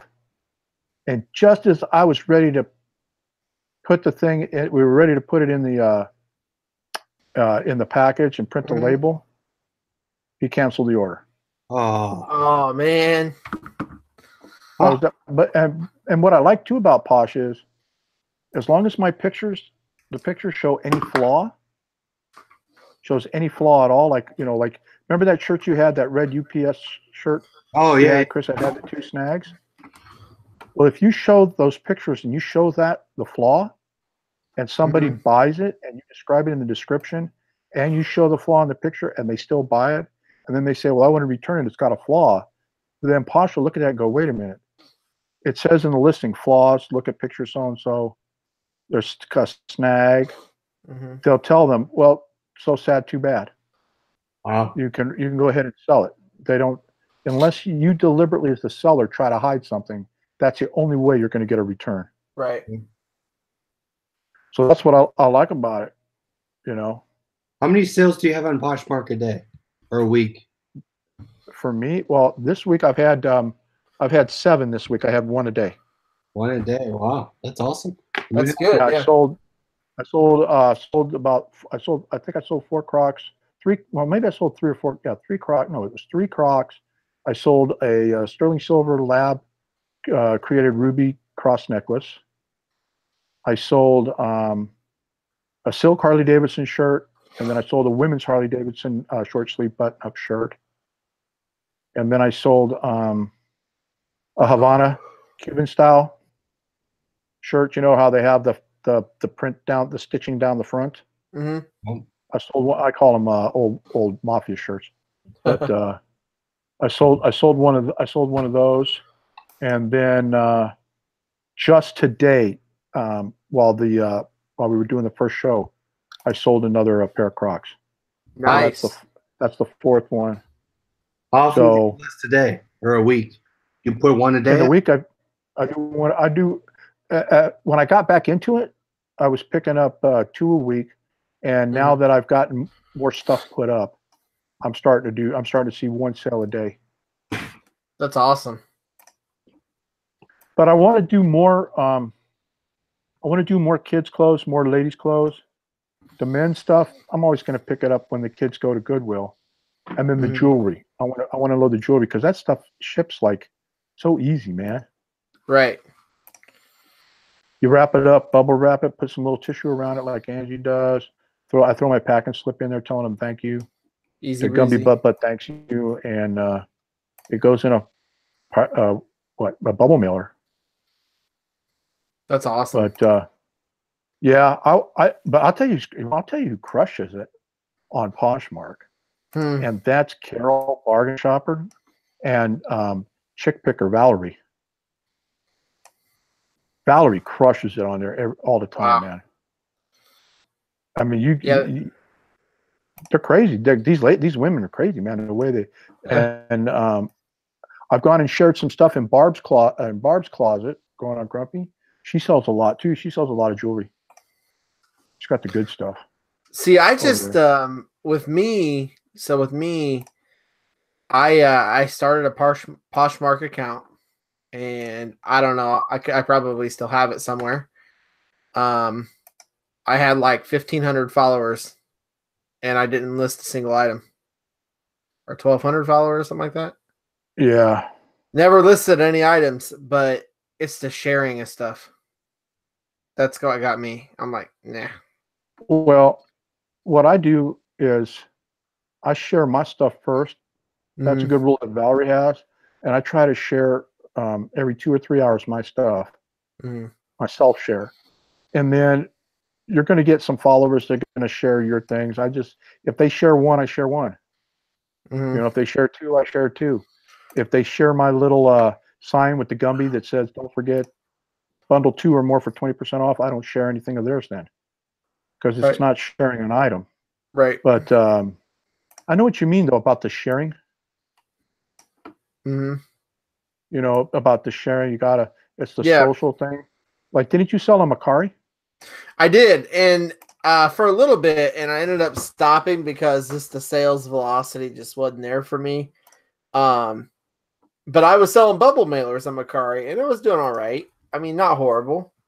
But for me, when I went to Amazon, it took up too much time. So I had to pick basically 2 platforms, and I picked eBay and Amazon. And I'm like, right now that's all I can do, you know, because Amazon took up a ton of time. Yeah. And it's good. It's good time because, you know, you make good money. Yeah. Yeah, that I'm going to definitely do what you and Chris have said. I'm gonna start with the books. I'm going to use the seller app. I'm going to do it from Merchant Fulfilled and start with the books. Get into it. Get my feet wet while I'm still doing the other stuff. And you know, I mean, it's just I'm just glad you both guys came on because I had so many questions. And I mean, like I think I've been trying to back watch some of yours, Shane. Did the cleanse ever work for you? I don't know. I didn't drink it. It was for my feet, to soak your feet in it. Oh, it's for your feet. Okay, I didn't know. And they said that if you did all that stuff, the stuff I got, and you actually boiled it and stirred it in the water, that it was a cleanse. And I don't know. I felt better. Could just been mind over matter. You know what I mean? So you got the funk feet like I got. Well, for me, it was they said it was like a cleanse, like it would release toxins out of your body. Yeah. And so it gets rid of other stuff too. Yeah, I just tried to do that, and I don't know. I'm trying to go on a healthy kick, like trying to eat healthy. Like I'm drinking Perrier. That's good. Yeah, it's good stuff. My favorite is green apple. They have a green apple one that's awesome. But was that the stuff where you put your feet in plastic bags and stuff melts off? No, I literally went and picked up. It was a recipe on some healthy site, and it was like baking soda,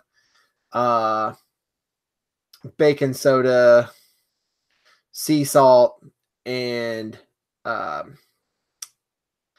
it was Epsom salts, and you boil them in water, and then you just you boil the water, and then you add them in and stir it together, and you pour it in a big thing, and then you put your feet in it, and it was supposed to like turn the water brown from like the toxins in your body. Well, it didn't work.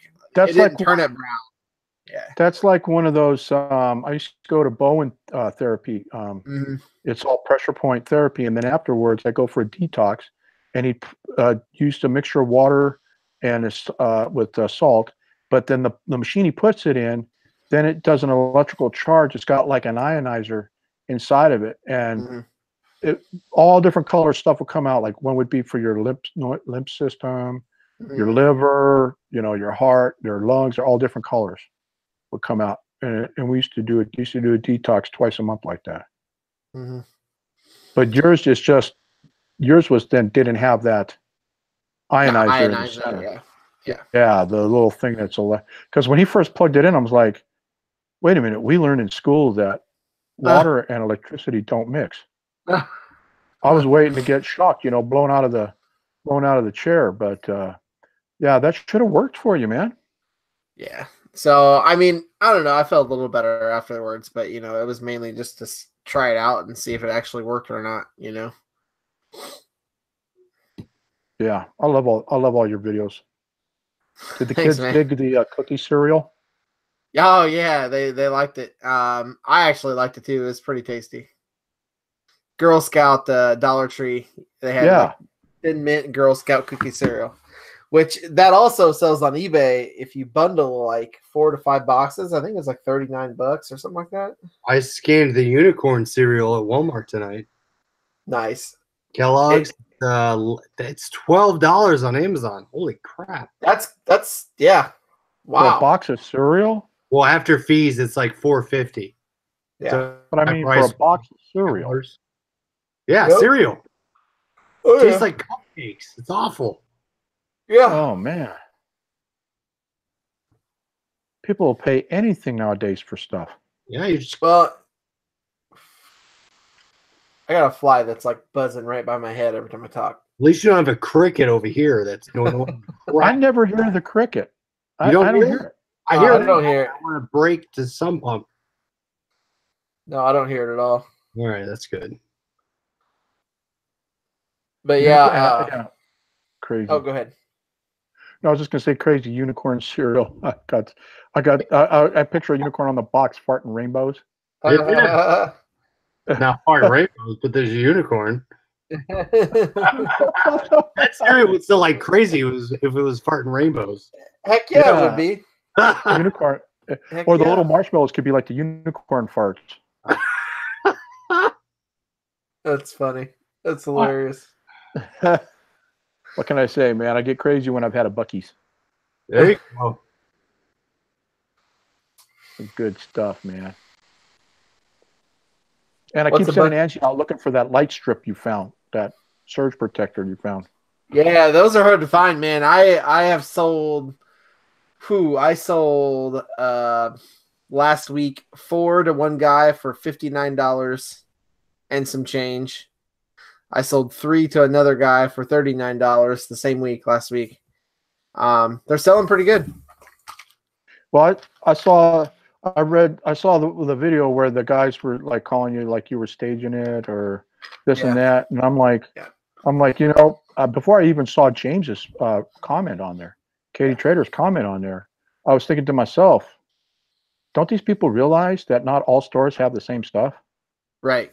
That's exactly what it is. Like Dollar Tree, they are a liquidator to some point, and a lot of people realize this. They will buy overstock from companies and sell it. So I was actually here's a bolo. I was finding a book at Dollar Tree, okay, and it was called The Book of Apollo, Book 1 or Book 2, maybe.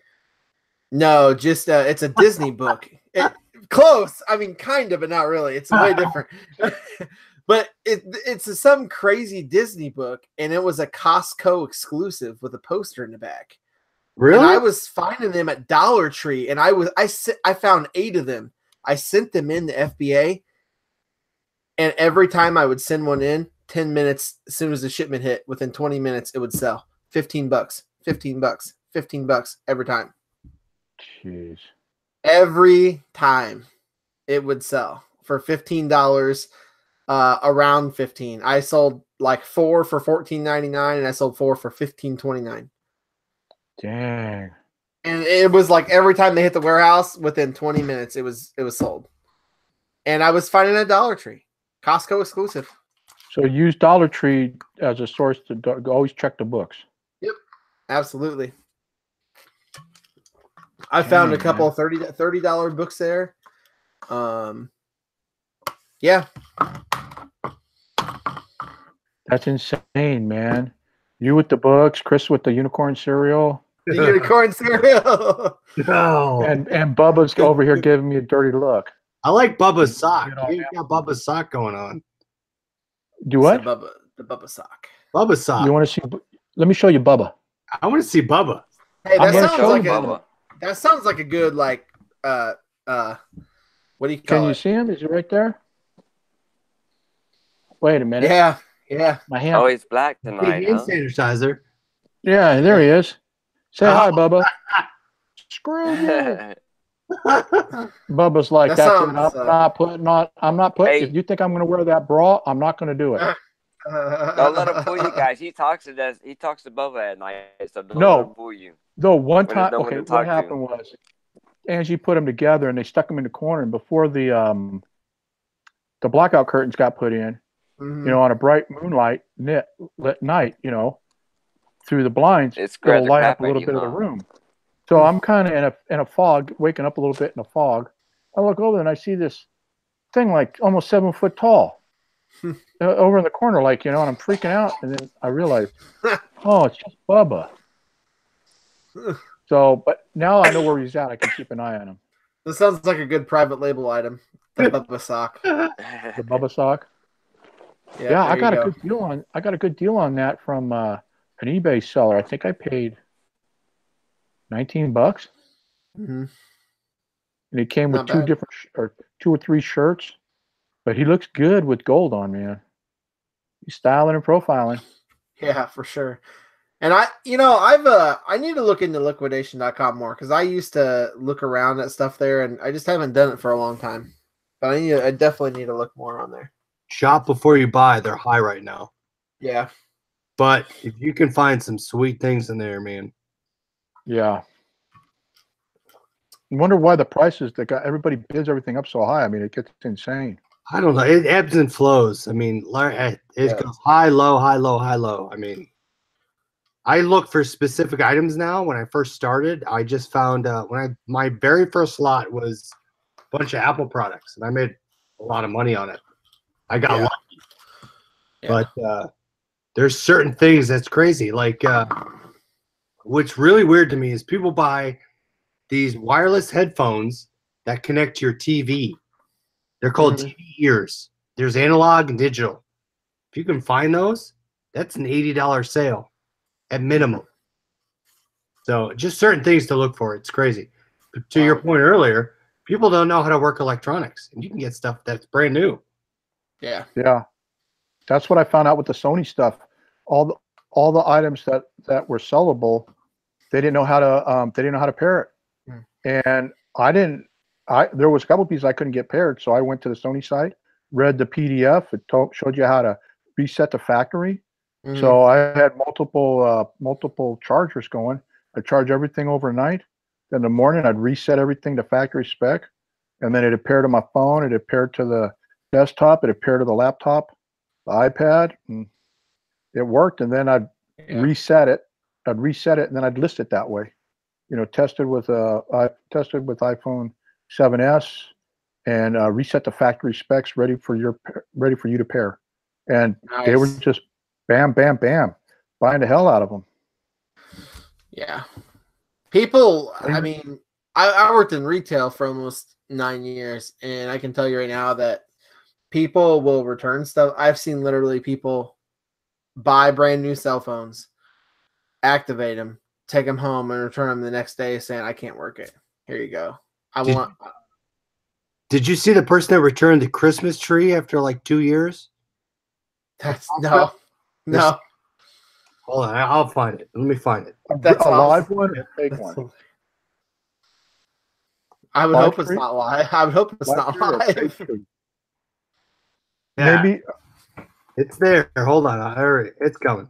Women returned Christmas tree to Costco for a full refund in January. That's crazy. That's crazy. That's crazy. Here, I'm putting in the chat. What is wrong with people? I don't get it. You buy something, you're liable for it. Come on now. Heck There you yeah. go. I mean, I had a brand. I bought a liquidation lot with headphones. It was Jabra Sport Elite headphones that are good headphones. Even if they're busted, you can sell them. I got them back. There was packing tape over the front of them, and they had doll furniture in them, and they had a Plantronics cheapo unit in it. Yeah. But they knew what they were doing. They switched them out, took the stuff, and put the old stuff in there. Yeah. Not the same. I mean, that's just bad karma. I mean, that's Well, you know, in one of the Sony lots, I got these. I can't compare the number, but James will remember. They were the real nice Bluetooth headset, big ones that went over your ears, gray ones, and you could do phone call, you could use them for gaming, you could wear them around the house, do whatever. And what happened was the little fork that holds down one of the ear cups on broke. So I was going to go buy a new headband, and James was going to just change the earpiece out, you know, swap it out, put it on. But I found a guy selling them, and he was selling them used for like $19-20, and it said in there that it had static, that you could hear static. I'm like, well, I just need the speaker. Maybe that's the motherboard or the board or something in it. So I need the headpiece. So James gets it. I sent it to James for him to switch it out. I said, why don't you charge these up and let's test them? So he wears them for like a week. And he wears them for like a week. He talks to me on the phone with them and all that. I go, do you hear the crackling noise? Do you hear a crackling noise? He goes, no, I don't hear a crackling noise. Huh. I'm like, what the hell? Because I could have got with mine, if it was working like that one, they were selling for like $80-90 used. So I'm like, I should go back and get the other one for $20, which proves your point, Chris. You know, sometimes people don't know what they got. And then I could have turned around and flipped them for the $80. But like I always do, shiny thing comes along like jewelry, and I forget what I'm doing. Sony Super Bass, I think, is what it was. Yeah. Or where it had a button where you can hit the bass on it. No, remember it was the gray. I turned it up loud. It was the gray ones, remember? Yeah. That's what I'm saying. It had an extra button to put on the Super Bass. Yeah. I had those on there. I mean, they sounded really good. Nice. So I don't know. Maybe he was hearing something. I don't know. And you know what's crazy though? You think about it. Okay, how much is Amazon worth? Billions. How much does what? Amazon. How much is Amazon worth? Billions. Oh God, billions, ain't it? What do you think about it, right? They're worth billions. We're simple sellers. We sell X amount of units, and we're getting returns, and it's like, oh my gosh, the world's ending. You know how many things they're getting returned every day? They were getting $1 million from returns in Christmas. Crazy. Yeah. And they're still profitable. Yeah. It blows my mind. I try to think about it. It's like, I don't know. It's all about it's all about selling quantity, because like your places like Target and Walmart, like, dude, I worked big box retail as management, and I know, like, they just tell you to take care of the customer. Here's why. Customer comes in and they're going to buy a TV, and probably 6 months from now they're going to return it, and they're not going to like it. But guess what they're going to do? They're still going to buy another TV. They're still going to spend money there. Yeah. Well, what was it? Darren brought up a good point, revoking people's return membership at Costco. I know at Amazon you have I think they call it a sugar score. Someone that works in my day job, worked at Amazon. You get a percentage against your account if you return so many items, and you get a score against your account. And if I'm almost positive, I'll ask her on Monday. It's called a sugar score or something, but they track users and how many returns you do versus how many items you buy, etc. So it's like cracking down on eBay sellers, right? Trying to say Right. how many returns do they do versus how much do they buy, how many cases do they open, etc. Well, it makes sense. I mean, you can't, the customer's not always right, even though you want, they tell you the customer's always right. But I mean, that would be, for me, I would think that Amazon's doing that. I mean, like you said, when I buy the Amazon liquidate returns, I mean, some of the stuff, I don't even know why they return it. And then you get some, like you say, they put in a phony CD, or like when we thought I had that Apple Pen that I could sell for $198, and they put a Sharpie in the box. Someone posted clay in a Wi-Fi door locking lock handle. They put clay in it. Wow. It's like you're just asking for God to strike you dead. That's crazy. Clay in a return. That's nuts. I mean, come on. I mean, and and I think that's what that's what that system's for. If you're a chronic returner, yeah, then they're obviously their algorithm or whatever they're using to determine that is going to say, well, now how many of this is a legit, and how many is he keeping and sending his old piece of shit back? Well, that's good saying. Think about, so I flip from eBay to Amazon, right? I buy so many things off eBay. You know how many things I get off eBay that either the micro cassette recorder does not record, the little thing, the timer doesn't work. I mean, I probably have, I don't know, 10 returns already. Right. And it just because it doesn't work. So if I get flagged in the system just because I have so many returns, the seller is selling me crappy crap. Right. And it makes me think on the other side, as being the seller now, how can I combat that? Right. You hear about everything on Facebook saying, oh, someone's trying to scam me. They open a return. This thing doesn't work. So you're getting both sides. If you buy off eBay, you say, well, it's not my fault. Right. Right. Yeah. I don't know. Well, that's the thing, is you got to sell good stuff, and a lot of resellers, like, they don't like to test stuff. I test everything. If it don't work, I do too, but then you get people say it doesn't work, but maybe it's something that you just threw it across 40 yards down a touchdown. Dude, the UPS, FedEx, the post office, they're brutal with packages. Oh, I know. You see all the videos on Facebook about them throwing crap. But here's the other thing. All those old electronics, once you pack them up, they could hit one big bump in the mail truck, and it flies across the mail truck wrong, and there you go. Well, a simple bump, it could be done, but that's where you start thinking, as people always say, oh, the buyer's trying to scam me. Well, you don't know what goes on. No. I mean, crap happens, man. Well, and that's where, like, I assume a lot of buyers are honest. I assume that first. Yeah. Always do. I hate when I buy on eBay as a buyer, and I have to open up a return, and they give me a full refund, and I feel terrible. I'm like, dude, I mean, this didn't work on this piece. I'll send it back to you, whatever. Dude, I ordered a mannequin head, and it was just for hats. It was a styrofoam head, right? Yeah. Off eBay. It was $9. Not gonna kill me, to lose $9. So I order it. Never comes. Well, really? Never comes. So 3 weeks go by, and I message this out. I'm like, hey man, I never got this.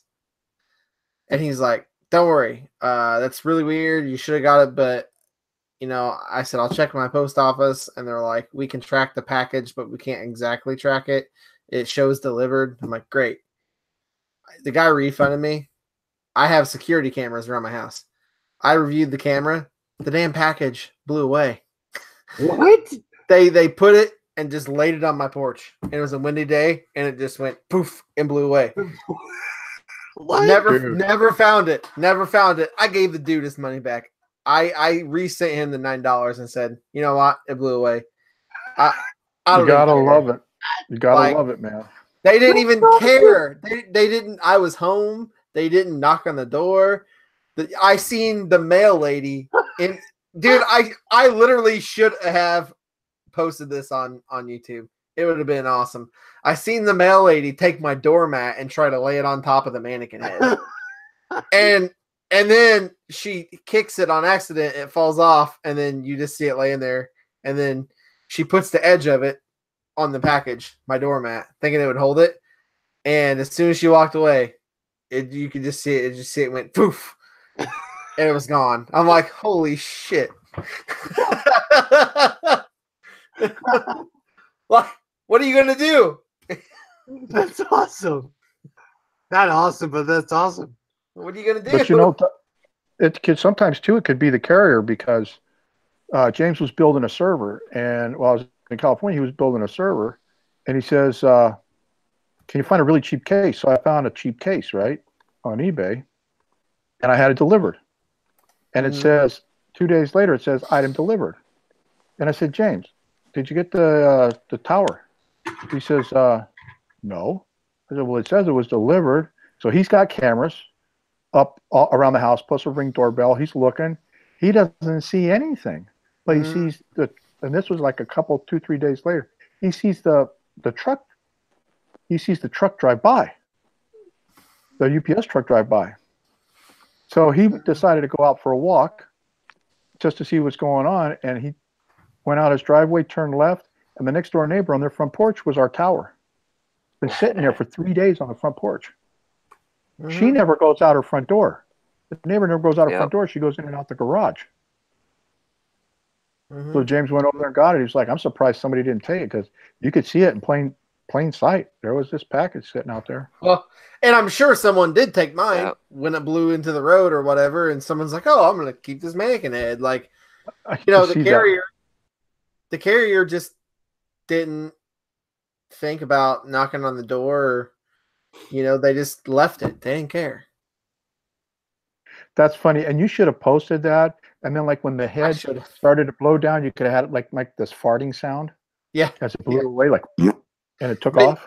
You know what's funny is I received the box a week ago, and it was I didn't even look at it. I opened it up, and it was full of books. I'm like, what is this? I looked at the front cover, and my carrier had misdelivered it. It was to my town's geological society. It was all these books this guy wrote, and I'm like, I took them back to the post office. I'm like, what are you guys doing?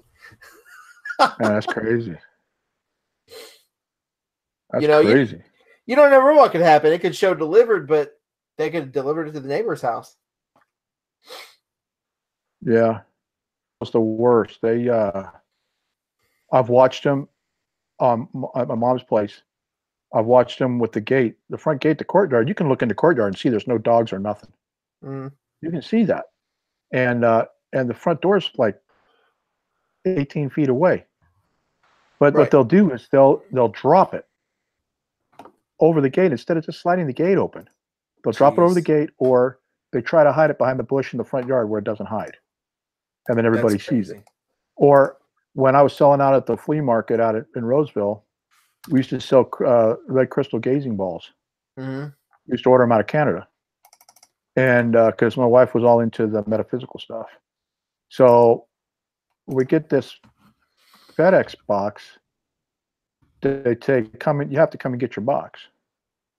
So we went down to go get the box, and you could see where a forklift drove through the box. The hole in one side and the hole going out the back side. And I was like, you know, you better hope. There's gazing balls in here, lead crystal. You better hope there ain't a scratch. Because we were getting them for like, they were like, I don't know, a little bit bigger than a softball size. And those, we were getting them for like $120, but we were selling them for $500. And we opened the box right there, and not a scratch. It didn't scratch the Swarovski crystals. It didn't scratch the lead gazing balls, crystal balls. I mean, I was surprised, but I mean, it looked like they drove a forklift through the box. Right. And the PO, I've gotten boxes from the PO, looked like they used it for a soccer ball. Wow. That Gaze Ventura when first seen.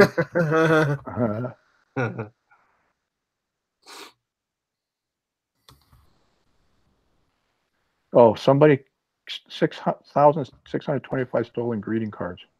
Wow. Postal carrier. Man, I remember when I first got on eBay. Yeah, that's when I had broke my shoulder and I was on rehab. And we were selling everything we could find. And as we were selling, I was buying new product from another guy, a distributor in Sacramento. And we were selling knives. And so I'm selling folding knives. And I would sell a knife. And that day you could do some crazy stuff. Like they had the reserve price they had reserve auction and people would bid, and then the highest bid, that's what everybody had to pay for the stuff, or I don't know the way they did it. But I would do like, it's $3.95 shipping on the first and $1 for everyone after that. When you reach $10 in shipping, it's free shipping after that, and crazy stuff. And then you could always do an upsell on eBay. You used to be able to do an upsell through the message. Well, man, I'm shipping out these knives every day like crazy. And then I'm getting people telling me, hey, my knife didn't show up. My knife's not here. Why haven't I got my knife? So I complained to the post office in Orangeville, where I was dropping this stuff off at.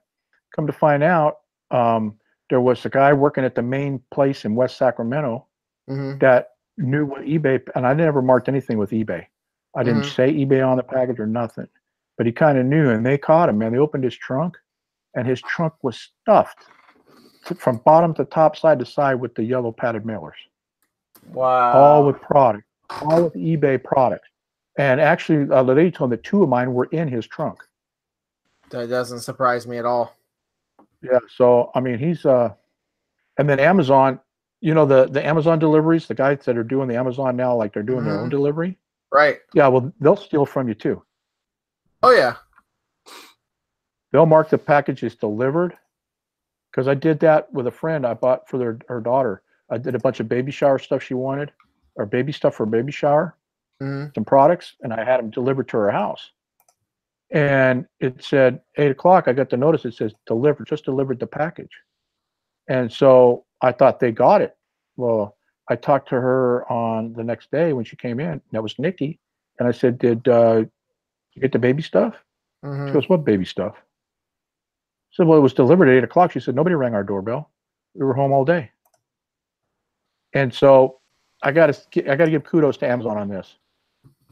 I called up Amazon, told them what happened. And who would have ever thought it? The guy that was the rep, when I told him, I said, this is for my niece's baby shower. I played it up. And I said, everything got stolen. It never got delivered. So he's like, well, we can't have that. He said, we don't want the mother stressed. And I was like, yeah, right. I agree with you, you know. And he goes, you might be wondering why I'm saying this. He said, I was an OBGYN delivery nurse in the delivery room. So I know how important it is. So he worked out, they reshipped everything at no cost to me. That's awesome. Except one item. It was out of stock. I bought the last one.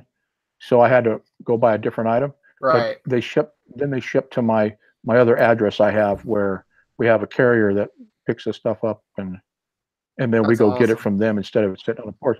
But Amazon, man, they shipped everything but one item free, no cost. Wow. So I couldn't believe that. Yeah, that's awesome, man. That's when you get customer service like that. I mean, it's I don't think you get good I don't think you get good customer service that much anymore in some places. I agree. Darren says that Amazon is now putting a dummy packages on trucks to catch the drivers that are stealing. See, that's a good idea. That's what I did for 9 years in retail. I actually worked in asset protection and loss prevention. Loss prevention, yeah. Yeah, and I was management, so I was investigating employee thefts, stuff like that. So I work at Home Depot. They got loss prevention. When I worked at Home Depot at night, stocking the outside garden, loss prevention was running all over the place inside there. Yep. Yeah, I got as high as a district manager and just Right on. I wanted out of retail, and now I work in sales. So Selling retail. yeah, no, not retail, just sales. But it's like I'm an account exec, so it's 35 hours a week. Make my own schedule, make my own appointments. Super Right. It's easy. your full-time job, but when you're at home, you're selling retail. Oh, that's right, exactly. But I love it because it's my own. It's my own. It's not working for a corporation. That's the thing. Yeah, and you can eat Girl Scout cookie cereal or unicorn Right. cereal. That's right. I can wear my Crocs around the house and do list and do whatever. Dude, man, that's what I love about doing this. I'm sitting here with no pants on. Or I was gonna say, Yeah. Red Neckerson was talking about having his pants off while he was listing. So That just gave me a bad mental image. oh, I know for sure. What, Nathan in his underwear? Yeah. Yeah, that kind of. I don't know. Bubba's looking pretty good right now. Looks like we're going to lose Chris, man. He's yawning. He's sleepy. Yeah. When you're a big time seller like him, when you're Yeah. a big time seller like Chris, you don't get no sleep, man. Oh, You're always busy. Got to be hustling 24/7. right. Man, now what I put up? I'm at That's what I did 11. today. Dang, nice, dude. Congrats. You just had a sale? No, that's the one I have listed right now. Wow, that's good. 17 for the weekend. Wow. I'm listing. I got a big tote of stuff. I got pictures, all pictured. So I got to list it. Dude, Chris, you sell clothing, right? Mm-hmm. And some of the stuff I picked up today, and I know Mike does clothing too. You guys, I picked up a vintage pair of Ferragamo boots, perfect condition, never Wow. worn. Beautiful, beautiful boots. And I picked up the coolest pair of vintage Hush Puppies. Oh my These God. things, Show those. What are those? I'll grab them. Hush puppies, man. Back in the day, every kid wanted to wear hush puppies. Isn't that like those little meatballs you eat, hush puppies? No, those are tater tots.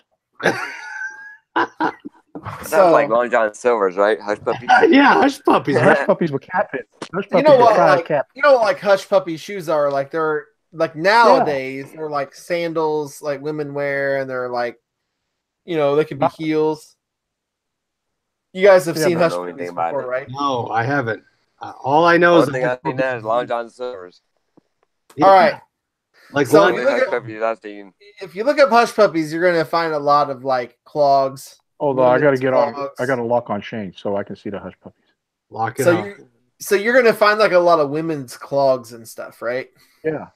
These things I have never seen Hush Puppies like, and also Hush Puppies, they do like support shoes and stuff like that. So I have never seen these are straight like 70s, and these are like perfect condition. Dude, Whoa. those are 70s. Oh man. Not Dude. even worn. Not even worn. What? Those are my like goodness. 70s. Yes. Yeah, picked them up for $5 at an estate sale today. Whoa. Oh my God. Every kid wanted to wear hush puppies when I was. Do you have can It you was- show the tag easily? What's the tag look like? Oh, I don't. The tag's not on there, but the box. I have the box. Oh, that came shoot. in. You But I don't know if I'm gonna because the box is in pretty bad condition, so I'm probably gonna throw that away. But the tag, it looks like they took the tag off. There's not a single mark on the bottom of the those are shoe. pristine. Yeah, not a mark, man. And it's just like they took the tag off and they put them in the closet and they never wore them. Literally. So That's And, insane. in the past week, what's the best item you sold this past week? Oh. Let me pull up my orders because I can't even remember what I sold. This is a lot, right? I better look what I sold. That's a good thing to have. I don't remember what I sold. I got to look it up. That's a nice problem to Literally. have. Sold a pair of Coach. I mean, not the best things. I sold a pair of Coach canvas shoes for $25. What was your buy price on those though? Probably about. I think I got them at a garage sale for $2. Okay, $2. Oh shoot, that's a good turn. So we got a pair of Nike Tack golf shoes for $34. Paid $1 for those. Oh wow, nice. Metallica 1994 vintage concert tee. That's right. You got the White Lightning. Yeah, $45.99 is what I got for that. I sold that record from liquidation.com. Yep, already sold that sucker. My lister listed it, and as soon as I launched it, boom, sold. It had holes, right? You still sold it? Huh? It had holes. Yeah, it had holes all over. I still sold it awesome. for $45.99. Crazy. That's insane, man. And I got a lot of retail arbitrage items on my eBay. I sold a lot of Toys R Us stuff because I picked up a crap ton of Toys R Us stuff. Mine was Kenneth Cole weekend duffel bag for $70. Dude, that's a killer. Wow. Now I did get. I've had these for a long time, and they maybe 5 months, and they were vintage Polo Sport Ralph Lauren clogs, women's clogs. They didn't sell very good. It was $18. I just took a best offer. How'd you find them? What's that? How'd you find the women's clogs? Thrift store. So you just walked in the women's? Were you looking for them, or you just? Oh yeah, I walk in the women's section all the time when I'm in a thrift store. Yeah, today I walked women's section. I kind of like glanced. I didn't find much. The best pair of shoes I've ever sold in my life were from the women's section, and they were vintage. And so I sold them for $266. Do you pay the same attention to women's stuff as you do men's? Absolutely. Really? So I don't like women's clothing generally, but one thing is Harley t-shirts. Okay. Mm-hmm. They sell really slow in men's usually, unless it's like a really great design. Yeah. Doesn't matter about Harley and women's. So how I found this out was I run these Craigslist ads. This guy sold me 55 or 58 pieces of Harley clothing, all women's Harley clothing used, okay, for $180. I listed like 30 shirts, and they sold within 2 weeks. And they were not all great designs. So women's Harley stuff sells super quick. So I look for that. But I look at the women's shoes, but I also look in the women's section because they accidentally put men's clothing over there. Oh, yeah, yeah. See, if I were to compare men's to women's section, if I spend 100% of time in men's section, I'm about 25% women's. Yeah. That's now conservative. The men's clothing, I pay more attention to. The women's shoes, I pay the same amount. Really? So, oh yeah, the women's shoes, because man, shoes. I mean, you got Donald Pleiners. Top three. What are your top three women's? I would say Birkenstocks, Donald Pleiner, and then Fry. Donald Pleiner? Really? I've never heard Donald Pleiner. Or is it Donald Pleiner? Pleiner something. Hold on, let me look it up. I know Fry boots are great. Justin boots. Fry boots are awesome, man. I've picked up several pairs of those. They're really good. Donald Pleiner. They make men's and women's, but a lot of the women's are going to be high heels. Okay. Donald Pleiner is a good used pair, range from about, with shipping, anywhere from about $40 to about $60. So when you buy those shoes, do you do anything to? I mean, granted, if they're okay, do you still clean them up, or do you leave them as is? If they look good, I leave them as is. But I mean, I even clean the soles of my shoes. Really? Oh yeah, man. I got 90% alcohol, so I'll take this magic eraser, and I'll just touch it up and just get all the dirt and grime, so they look pretty close to. Is that the Mr. Clean magic eraser? Yeah. Yep. So see, I try to spend as minimal amount of time. I need to get it listed, not clean it, and sell it. See, here's the deal. If I'll put work into it, if it needs to be. Right. Here's the deal: is these Coach canvas shoes. Okay. Yeah. I could have sold them as is. They were scuffed up a little bit. they had some dirt around the white parts, right? Mm-hmm. But when I looked at them, the highest I'd seen sold was like $25. Okay. Yeah. I listed them up for, I listed them up for like 40. It was probably a little bit below 25. I listed them up for 34 and sold them. I took a best offer at 25. But I think if you clean them up, like look at this picture and look how good those shoes look. Oh yeah, yeah. With the C logo. Yep. Yeah, they look almost brand new. And that's the thing is I like to clean them up because there's been types of shoes where I've gotten way more money for them cleaned up. But I'll just touch up the bottoms. I need to get better at shoes. Shoes are kind of my weak point. Dude, they used to be mine. I still hate shoes. I hate shoes so bad, but I love them because they're good profit. I hate cleaning them. You know how excited I get to pull a brand name polo shirt that I love? Oh my gosh, I love it. I'm like, pull the thing. Oh my God, yeah. I like fall over. Yeah, dude, I went to the thrift today and pulled 2 Robert Graham polos in a row. Oh my gosh. And bought them.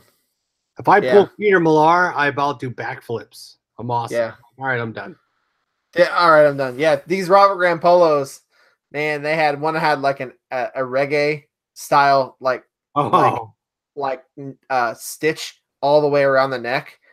And it was super cool. And then the other one had like blue and gray, and then it had like stars on the insides of the. What? Really? Yeah. Oh, yeah. The polos are sharp, man. And I've never seen a Robert Graham polo before. Yeah. I think they'll be like probably around 35 to 45 for a piece. Yeah. Nice. But yeah, I honestly really dislike clothing. I dislike selling it, but you know what's it? You know what's funny? I never paid attention to clothing till like freaking 9 months ago. Dude, I didn't either. I started out on eBay in hard goods. I did too. It was electronics only. Yep. And what got me into clothing is stuff at thrift stores started going up in price, or they started getting to be very scarce to find stuff because clothing is really available in my area. Yeah. So I started sourcing clothing, and I've been selling clothing for I think at least 3 years now, maybe more. My probably my sleeper pick is bags. Everyone leaves bags. Yep. Bags, and probably second pick. My first sleeper pick is probably hats. Oh, I love hats, man. Hats. And bags. My motto is hats pay the bills. If you can buy a $1 or $2 hat, even the bins, nothing. You know how many hats I sell for $25? Yeah. Amazing. Pay the bill. Dude, the best hat I ever sold, $89. What? Really? Yep. All right. Yep. That's it. I gotta take meds now. That pisses me off. What hat was it? It was a vintage Jerry Reed hat from a concert, a Jerry Reed concert. That's insane, man. He played the Southbound and Down song for Smokey and the Bandit. Oh, really? Yeah. Oh, yeah. Yeah. And I found a vintage hat. It said Jerry Reed across it. That thing sold for $89 in 10 minutes. That is my scrambled eggs. John. Nice. I have it up for $111. Dude, that's awesome. How did you come to that? How did you come to that price? The people had it for like $140. Yeah. Oh, you saw people that had it up that high. Those vintage John Deere hats some of them sell for like $500. And that's kind of where I got it from. I'm like, I'm gonna listen high. So yeah, I'm gonna sit on it. We'll see. When in doubt, listen high. That's right. So is that your death pile you're standing next to? No, this is all listed. All this stuff's listed back here. All listed. Everything's up there. Nice, man. But my motto is hats pay the bills. Yeah. If you can find a hat at the bins and sell it for $15, you do it that 10 times, you're in the money. Yeah, you're winning. That's what it is. People, you know how many people overlook hats? I don't get it. Yep. Well, you know how many resellers overlook clothing? Like I know. they just don't want to do it. Right. That's They why I want- started. They want the easy money. Yeah. They want the video games where they can just list. They don't want to measure. They don't want to do all that. I don't even measure. I don't measure anything. I do. I take 3 measurements on shirts. Just All shirts, you have 3 measurements. yeah. Really? Yep. Oh, man. Yeah, man. Yeah. So what I do you do. measure? Shoulder to pit to pit? Nothing. Yep. I say no stains, rips, or tears, and that's it. And you can do that. Wow. There's a lot of people that do that. A lot of people that do that. See, I measure because I got into a habit of measuring because of vintage clothing because it all fits way different. So do you have And sorry, go ahead. no, go ahead. Do you have a template? Do you have, or how do you do in your listing process? You type My- everything out? So my lister will pretty much list all the clothing for me. So I will just take pictures, do the measurements, and I'll send them to her by a Google Pics. And she will literally just enter all the information, enter all the item specifics, and she has a template that she does. So you taking the measurements and Mhm. typing them to her, are you saving time? See, I don't type them to her. So the thing is, so I have a piece of paper, I write them down, and I just tear it and stick it, tear it and stick it. And literally, Where do you stick it to? so I polybag everything. So like if I sell these shoes, right, I'm just gonna take a picture of the whole shoe, all my pictures, you know, once Yeah. you get a really close picture of the tag and the size, Yeah. I'll throw it in the poly bag and then I'll send her the pictures.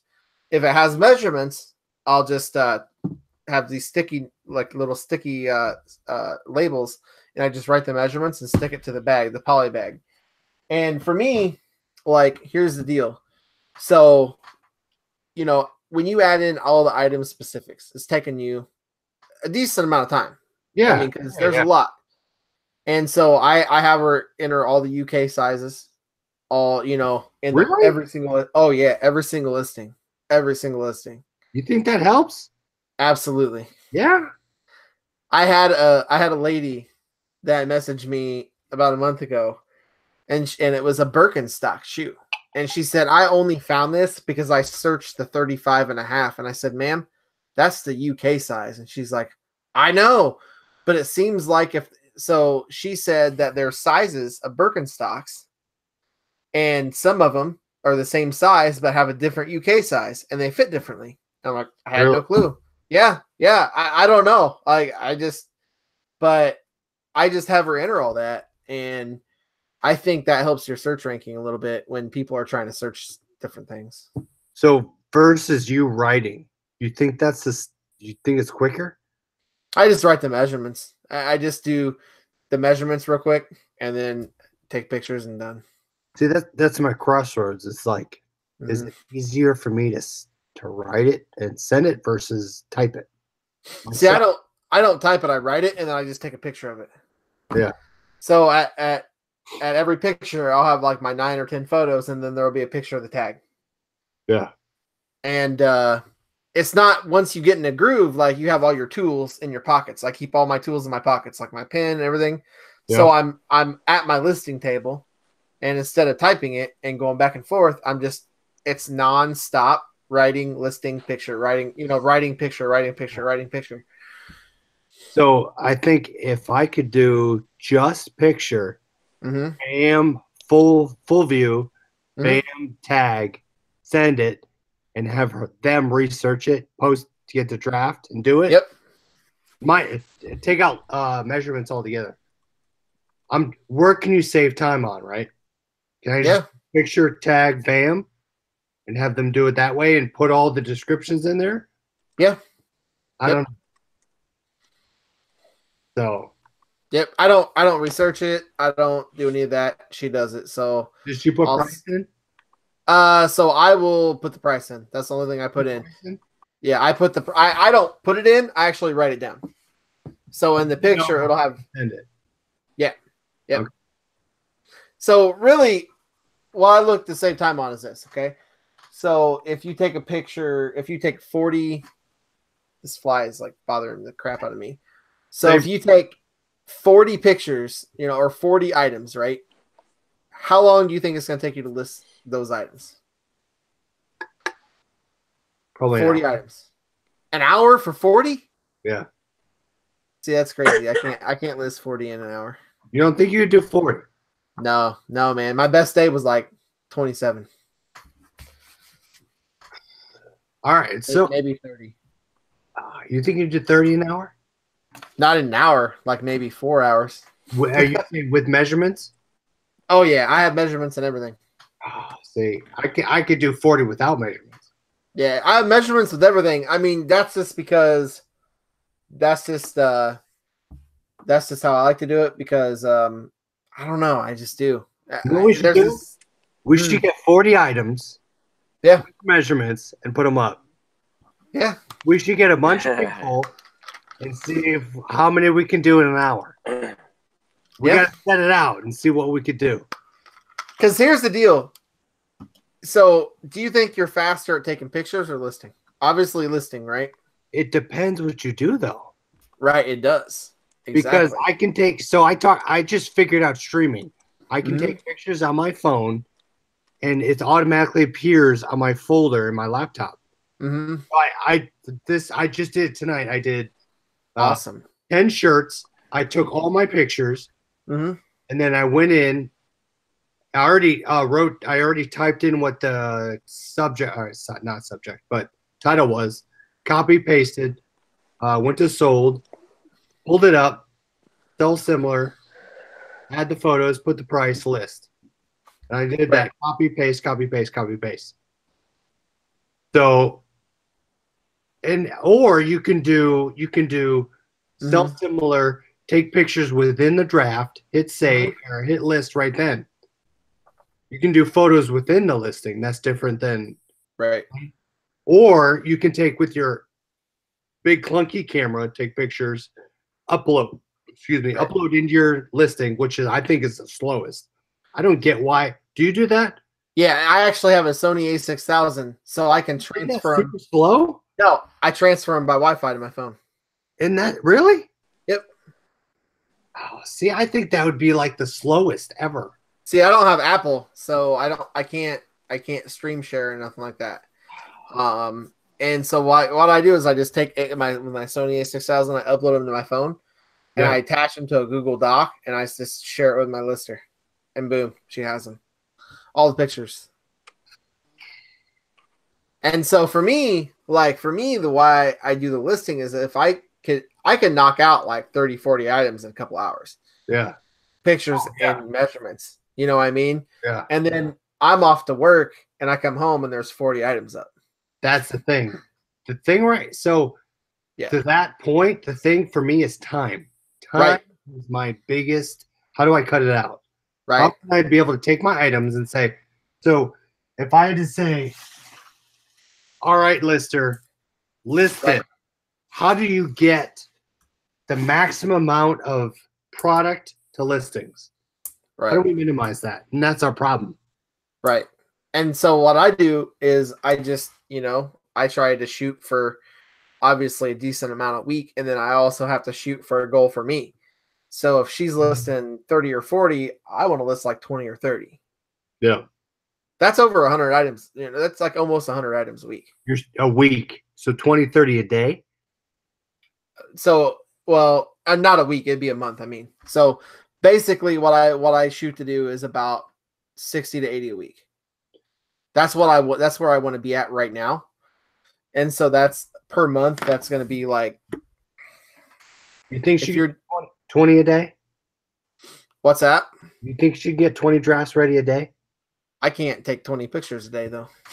Yeah, really? Or 20 items. I mean, dude, with Amazon and sourcing that stuff, I just the time is not there. How do you max it? How can you think carefully and maximize it, right?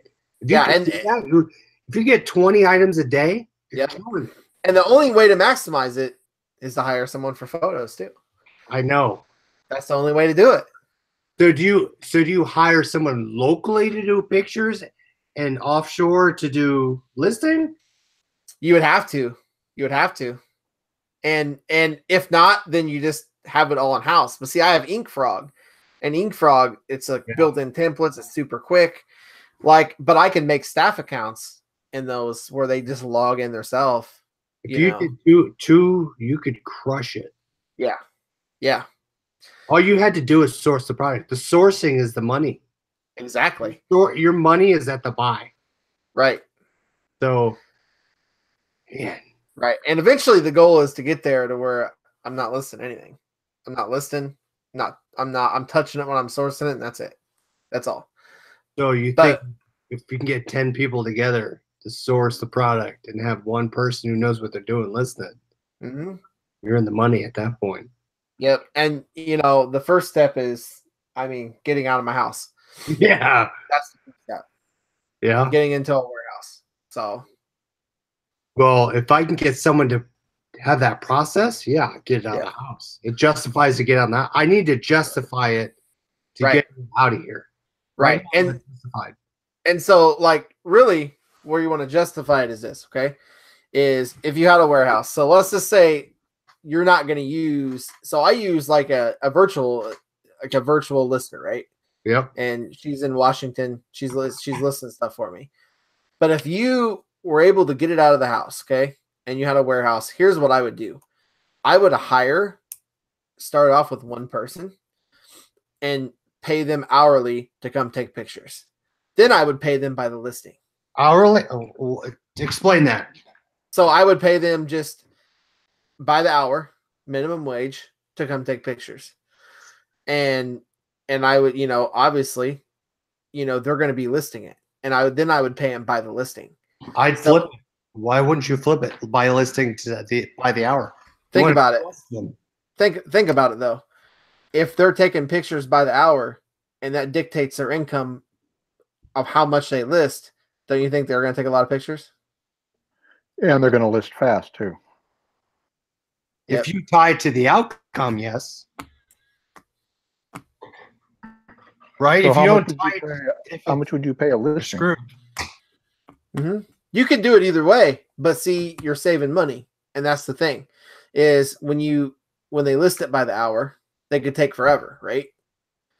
But if you're paying them, No, I'm saying, yeah, you can do by the hour, but you got to tie it to if it sells. I can tell someone to list for days, right? Oh yeah, absolutely. But see, that's why I pay my lister by the listing. How much is that? Can I ask? Yeah, so I pay her if it's $24.99 and above. I pay her $2 a listing. If it is $16.99 to $24.99, or $24.98 technically, I pay her $1.50. And if it's below $16.99, it's 50 cents.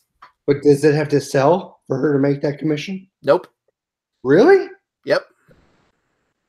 So you can list 1,000 items and you pay her those amounts and it doesn't sell and she gets it. Yep. See, I'd want to tie it to if it sells, you get the commission. See, and that's what you gotta fight is it's gonna sell. If you're picking good stuff, it's gonna sell. I'll list it myself. Pay myself. Yeah. And so literally, I had a batch of listings go live from her. 3 things sold. I made over $150, and her cut was 20. Wow. She did like 15 listings. I paid her $20, and I made $150 in sales. Not bad when you think about it, but It sounds bad when you're like, this is what it is, but it holds you accountable to picking good stuff. yeah. Because I just have her list my clothing and my shoes. I'm listing all the hard goods. That's where the money's at. And I'm listing all the hard goods because it's hard for her to list it, because a lot of them you just scan and so similar. Well, if she don't have the item there, she can't scan it. Yeah.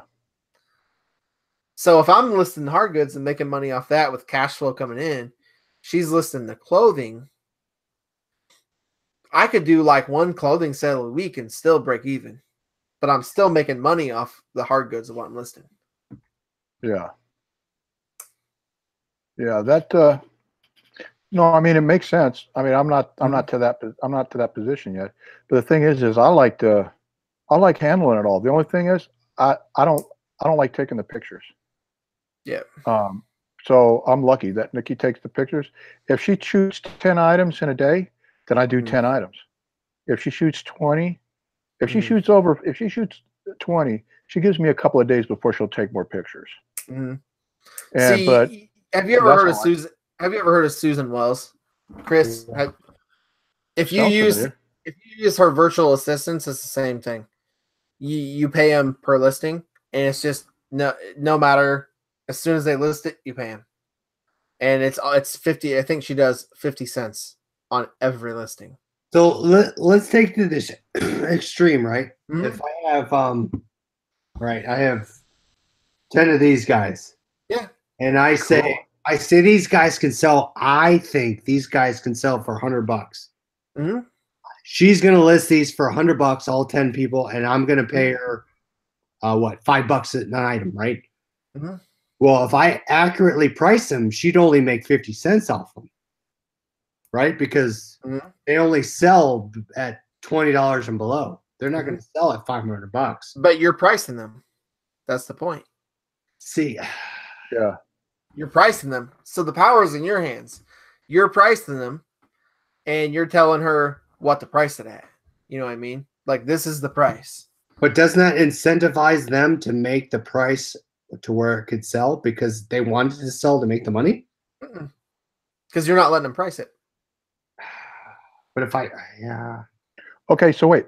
You take the pictures, you send them to this company in Washington, to this person in Washington, and then you tell her does she basically do the description and you just say, here's the picture, this is what I want it sold for. They already know your parameters for shipping. Yep. They know your parameters for shipping and all that already. So InkFrog doesn't let you set those. So you have to actually, when you list them live, the parameters will, then you just bulk switch them. Because InkFrog, it doesn't quite decipher. So they're live. Like, what I do is I have her save them to the library. I go into the library and then I just hit all and then send live. And then I just bulk switch my shipping things because it doesn't switch them. It doesn't switch them over when you live them. So you just got to just go to bulk edit and go to the items you listed. Okay. So she'll list them up. And then if there needs any bulk editing, you do the bulk editing. Yep. But that's all. That's all I do. I could see how that could give you some time. I don't do any descriptions, any measurement, or, I don't type in measurements. I don't do any item specifics. You don't do titles or descriptions? Nope. So I don't research it for keywords either. So they're basically doing like what Chris does. He goes, types in, finds one, and then they're doing like a still similar, but they're filling out all the information and just using your pictures and your price. Yeah. That's crazy shit, man. That's crazy. And so this weekend, I'm gonna list what I have pictured, and then I'm gonna send my Amazon order out, and then I'm gonna get 30 to 40 items pictured, ready to go. I'm gonna send them to her, and I'm gonna leave for Davenport. When I get back Wednesday, I'll have 40 items ready to queue up and launch. Okay, so they set them up. They don't go live yet. You're the one that sends them live. Because like you said, you had to do the checkbox for the shipping or any of the other stuff. So you go through, you edit, tweak, whatever you got to do. So you've got minimal time in it. You're like the proofreader before it goes. Right. And okay, she's to a point now I don't even need to proofread it. I just need to literally and I can do it from a hotel room. Just literally send them live and switch the shipping over. That's it. I mean, literally that simple. Well, that's good, man. I mean, that makes, it makes sense the way you explained it like that. So, yeah. But I like my system. As long as I don't have to take the damn pictures, I'm fine. Yeah. Well, and everybody has their different ways of doing it. And the thing is to make it work for you. Yeah, see, I like your way though. It's like less work. My thing right now is time. I am Yeah. drained. My biggest thing is time. I need to gain more time. Right. But see, that's the thing is a lot of like even me, okay? So when I'm listing, I'm thinking I'm crushing it. I can't do 40 listings an hour because it's all different stuff. It's shoes. It's, I don't always list the same thing and I'm adding measurements in. So like if it's time, you got to figure out what takes the most time. Here's what I did.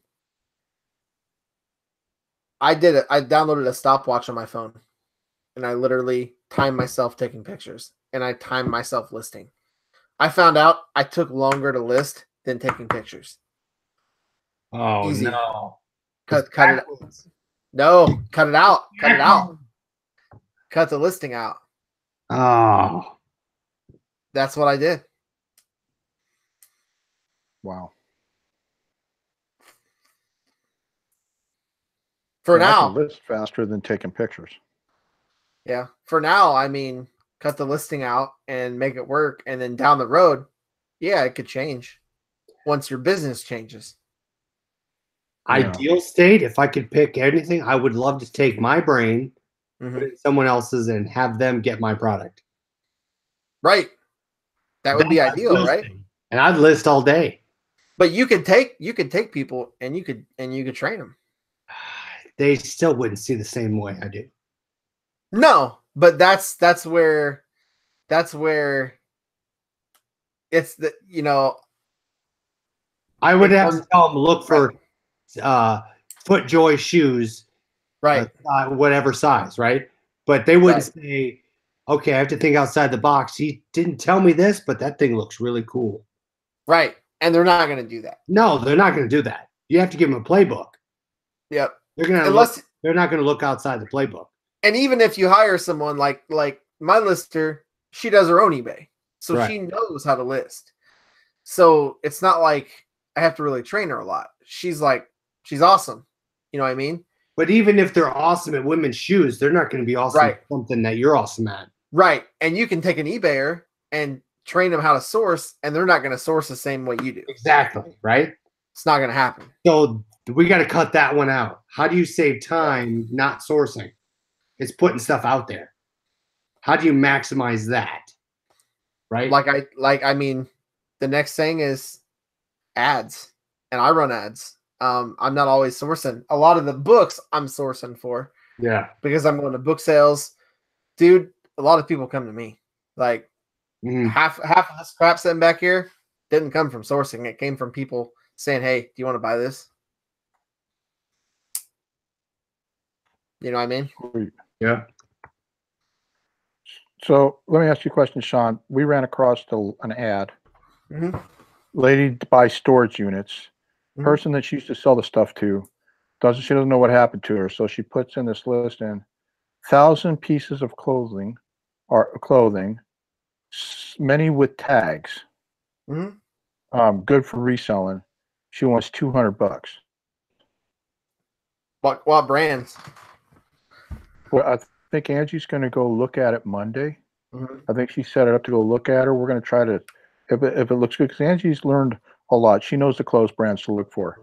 She's been on Posh, so I've been lucky. Stuff she's picked in, she knows. Even if it's like lower mall brands, you're still going to make money on those. Yeah, with tags. So if she won't budge on the 200 and the stuff looks good and it's tagged, like still got the tags on it and it's new, you think 200 is a pretty good price for 1,000 pieces?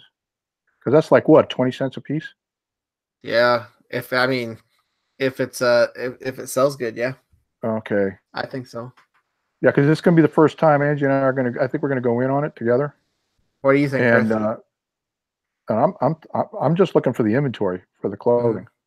What is it? What type? Well, I don't know. I think the way Angie read the ad, it just said clothes, new clothes, many with tags, some without tags. I'm assuming there's like dresses, shirts, suits, whatever. It's just 1,000 pieces for $200. you got to get tags on it. It could be if you get Faded Glory, you're not going to make 5 cents off of it. No, Faded Glory is bad. If you're going to get and Morona, that's bad. If you're going to get Joy and Adidas and Nike Dry Fit, yes. Under Armour, yes, but you heck, even mall brands like Hollister, I think it would be worth it because Hollister sells. American Eagle sells. Not great, but it sells. What if it comes like out of Macy's or Dillard's or some places? High end. Yeah. You can't do. You can get crap clothes real quick. Yeah. So you need to know what the logos are on it. Otherwise, you're going to be stuck with shirts no one's going to want for a quarter. For a year. And that's the thing is, so Macy's and Dillard's, just like a Carson's or a Bergner's, they have their own brands that don't sell as good. Yeah. So if it's unmanifested and you would get all of it for $100, yeah, I'd do it. I'd do it for a heartbeat. Heck yeah.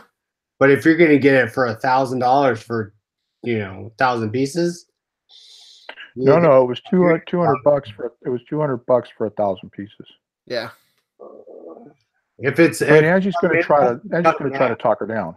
I do it for $100. Well, Angie's going to go talk to her and talk her down. I mean, Angie did a great deal on a bunch of baby clothes. A lot of them were brand new with tags, and I mean, she hardly paid anything for them. Mm-hmm. So if you can cut that to 100, say, okay, what's in the lot? Give me a couple logos in the lot. Otherwise, I'll take it for $100. Right. Okay. You are in the position to negotiate. They're not. Okay. Yep. They're trying to get rid of it. That's how I got 70,000 bubble mailers for $150.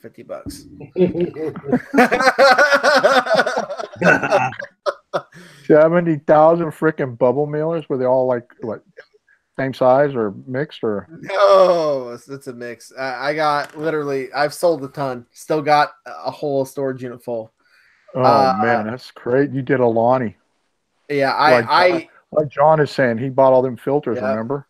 I got a video on it too, and so I literally, it was probably over 70,000. It was so many. I don't even know how many it was. It was too much. It was a whole 20-foot U-Haul and a 10-foot U-Haul full. Wow. 30 feet. Something just went into you and said, I'm buying those, man.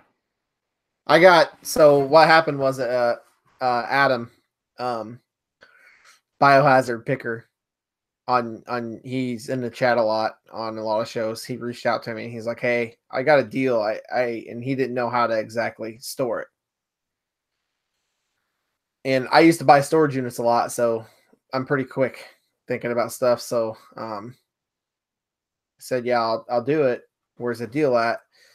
And he's like, a real estate agent had closed on a $400 and some $1,000 house. And all these things were full in the basement because the people used to run an Amazon business out of their basement. Yeah. They were brand new in the cases. And I went up to her and I said, I'll move them all out for you for $150. And she's like, done. Wow. She got the good deal. Because trust me, I was hurting after that. The second day I had to hire a crew. I hired 3 people and they loaded them all on the truck in an hour. The first day I loaded a 10-foot U-Haul by myself and unloaded it. And then I had to unload the 20-footer by myself. And I ended up puking everywhere. So you won't be doing that again, huh? No. Shane, are you going to ASD in March? No, I've never even. I don't even know if I know what that is. It's in Vegas. No, probably not. I am going to the eBay Open though next year. See, that's in August. That's there's ASD also as well in end of July, beginning of August. Is that kind of like the trade show type thing? Yeah, that's the ASD. That's the closeout wholesale vendors. Nice. So I'd like to do open with it together, but that's like a week and a half. I don't know if I can Nice. start that with the wife. Yeah. Yeah. I think that'd be cool to go to. I really do. I think I've heard of it. And I think it'd be awesome to go to. It'd be sweet. I think we need to do something with the resellers here other than what they have. And I know, like Scott, he's having a meet up in Nashville in October, and I'll be there. In into October, I'll be in Nashville. With that little meet, it's going to be probably a smaller meetup, but it's not going to be huge. But I need to make that. I need to get down there. yeah, man, it'd be fun. It'll be a lot of fun. Come down. Yeah, it's Nashville. It's they're gonna get the hotels reserved where everybody's getting deals. So yeah, it'll be fun. You should get down there and come down. We'll go do some retail arbitrage. There you go. See, what's interesting is when I go to my Walmart, there is nothing there, like nothing. Yeah. So the retail part's hard for me. Yeah. The thrift part, I can find money everywhere. But when I see Scott and you guys picking up Dollar Tree and Walgreens, I'm seeing stuff and I'm like 50 cents. I'm like, really? I really have to take the time? I spent more than 50 cents scanning this thing. Don says, weren't you actually sick with a cold or something when you bought the bubble mailers? Yeah. I had a sore throat and had like a real bad head cold. So I had to unload 70,000. I was sick. Yeah. Yeah. Yeah. It was a good time. Good couple days right there. And those are the times you'll remember and never do it again. I'll probably still do it. It's good money. Well, that's the thing. Somebody else to empty it all out for you. I learned the most when I screw up. When I buy the wrong product, I buy the wrong hat that has the wrong logo on it. I'm like, I'm not doing that again. I'm not buying this. I'm not buying that. So even though it sucks, you learn, right? You learn what polo shirts sell the best. You learn what hats sell the best. You learn what electronics sell the best. I did that with the blue lots. I learned on my lesson on that computer lot. That guy. I sold those 3 graphic cards though for $240 a piece. Wow. You did make out on that though. I sold the Ring doorbell for $190. Yeah. I sold that mouse for another $70. I bought everything for $1,039 and I brought in about $1,000 when it was all said and done. I lost $39 on that, but I learned my lesson though. I mean, I still got one sitting here that's brand new. That's going to go to my business partner in Kentucky. She's interested in it. We're going to start our own merch T-shirt business. Nice. So we're going to be doing T-shirts. We're going to be doing we're not going to do the silk screen right now. We're doing the other stuff. The sublimation crap. We're going to do coffee mugs. Going to do some promotional. She's already got accounts there in Kentucky. Going to do some aprons for a couple of restaurants. So we're starting out, and then I want to make some clothes. Get our own little line going, baby clothes with sayings, and sell them online on Poshmark. So nice. That's pretty cool, man. Well, I'm always looking for something different, and it's like really strange. I've been working the website traffic scene, selling website traffic and trying to get that going and all. And all of a sudden it's like, bam, the traffic's going crazy. I got people going to my other website. They're setting up accounts. They're buying traffic.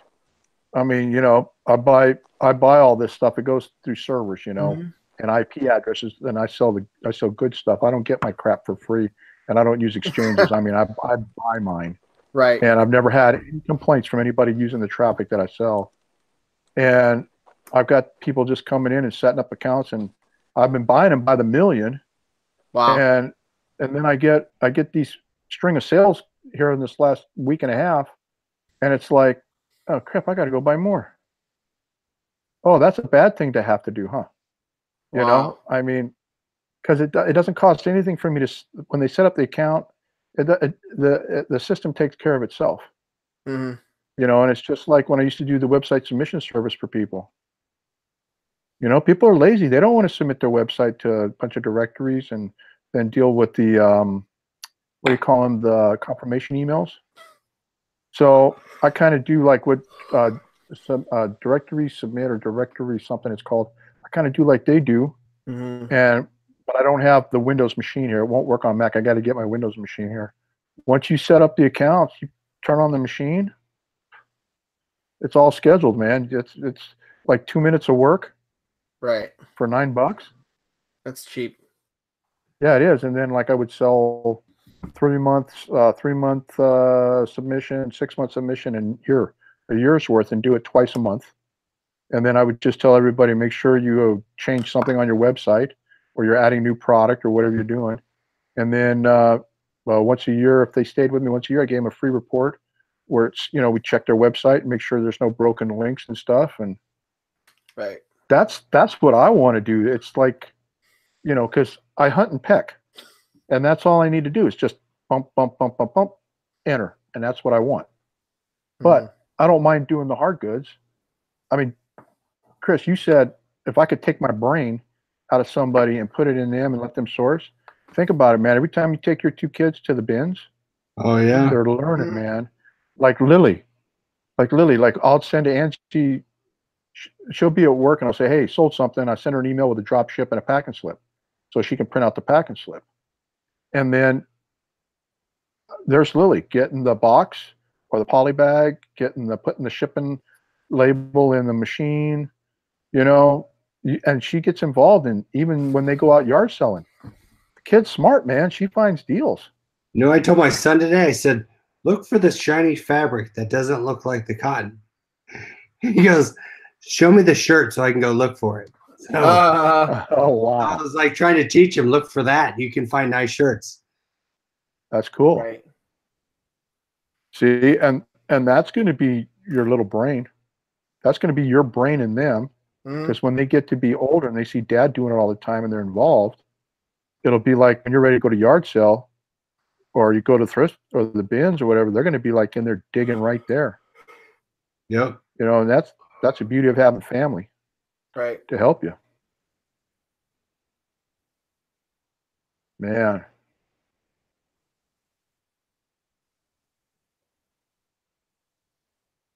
I mean, Totally. that's the fun part, right? How to transform what you're doing. Transform and save time. Time's the biggest killer. Yep. Because, I mean, I love what we do. I love being able to do it 24/7, but be able to find the right, the right balance between doing it 100% versus spending time with the family, and then doing 100% on top of that versus transitioning it off. So, right. Yeah. Where can we save time? And you know, I pay someone all day to do it, but being able to provide the same value and make the same money and pay someone to do it all day. Yeah. And I'll be honest with you, a lot of my time is tied up in YouTube.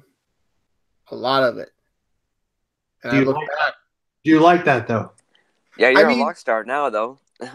Yeah, far from it, man. I'm still way far off from Chad. How much, if you don't mind me asking, how much you making on your checks? I mean, is it really worth the hype of doing it? In 2 months, I've made 3,000. Oh, that's not bad, man. That's not bad. That's a lot of freaking cheeseburgers, baby. Yeah. That's a lot of Panda Express. Yep. A lot of Pizza Hut. A lot of Uber Eats. Yeah. But yeah. That now ain't nothing to be ashamed of. That's not normal because I had a video that went viral, so I got a way higher. I got a way higher rate for that. Dang, Dollar General one you did. Yeah, I know, man. It was crazy. Dollar Tree. If you're making that, if you make that kind of money, I would be doing videos too. You know what I mean? All right. So Shane, question for you: the Resale Rabbit had that one. Do you think you really got that amount of followers? Oh yeah, I think here's what happened. I think he probably ended up having that go viral. You went 20 to 100 in one weekend. Dude, I gained in 28 days 5,000 5,000 what? subscribers in 28 Dude, days. that's sick. 80,000. Yeah, it's a lot, but it also depends. Like, I mean, it is a lot. I mean, don't get me wrong. If you go on socialblade.com, he gained like If 500 a day. I mean, it's definitely something to be skeptical over for sure. I'm not saying it's not true. I'm just right. I think he probably did. But I mean, it's so hard to tell. You know what I mean? Like, you look at Rank and Profit. It took him like a year to get 1,000 to get to 100,000. Dude, yeah. It took me a long time to get to 7,000. Yeah, you know, right. I've been doing YouTube a year and a half. Dude, I sat there for a solid 7 months talking to myself. Yeah. Like with 3 people in the chat. Well, so to Mike's point, what made you keep going? Persistence, man. You got to be persistent. You got to have your eye on the prize. But what was your prize? The prize is with $3,000. YouTube, you can make money. And that's the best part is you can make money and you don't have to charge people anything. So you're not selling a course, you're not selling anything like that. You're making money off AdSense. So for me, if you watch any videos too like that, you know, where you know how to make it on YouTube, they say everything's consistent. You have to put out videos at least once a week. Be consistent at what you're doing, and it's true. You know, you saw it for yourself. You know. Well, you got 80,000 subs, Shane. No, I got 7,000 right now. A little over. You got 7,000, but think about the 7,000 though. Yeah. They're going to be expecting a certain type of video from you all the time. Right. You know, and I mean, and that's how you keep your subs happy. You know, and that's how the watch time. You know, me, I never thought I didn't know if the live would be successful or not. You know, the live is. Well, see, only reason I'm doing the chewing the fat was people had asked where it'd been, what had happened, and so I'm like, well, I'll just come on live. They'll see my fat ass, and they'll be happy I'm here. And let me let you in on a secret, okay? So on YouTube, even if you're live, there's like certain search parameters. So I use a site called Morning Fame for all my videos, and I pay for it. It's $10 a month, and it lets me see all the keywords in every single video everyone puts out. So if that is Chris true goes, too. I've seen that. If Chris goes and puts out a video tomorrow, I can look up his video and look at every single keyword he used. And then I can build a similar video that's kind of like his if it got crazy views. So like if Mike has a show and he says retail arbitrage, Walmart found a crazy item that sells for $100, right? And it goes viral and it blows up. You get a search ranking under retail arbitrage. If that was a keyword, you're ranked. So what you want to do is you want to research whatever you're going to do a video on, and then you want to try to get ranked. Well, Morning Fame helps you do that. So it will guide you through the search probability, and it'll help you build a more searchable video by your keywords, because everything matters. Title, description, keywords, it all matters. It all has to flow together, and that's what I use it for. And at the end of the day, a video going viral, who knows why? You know what I mean? It's so hard to tell. Resale Rabbit claimed you went viral because he bought that trickle at Amazon at $85 per pallet. But I mean, you know how many videos are out there of people buying $85 pallets from Amazon? Tons. You You know how many Dollar Tree videos are out there? Oh, ton. Tons. My video set on YouTube for 3 months before it went viral. Keep that in mind. It set on YouTube for 3 months. Now, when I look back at it, that video had the key to a viral video. The key is getting people to share it. That video has over 900 shares. On where?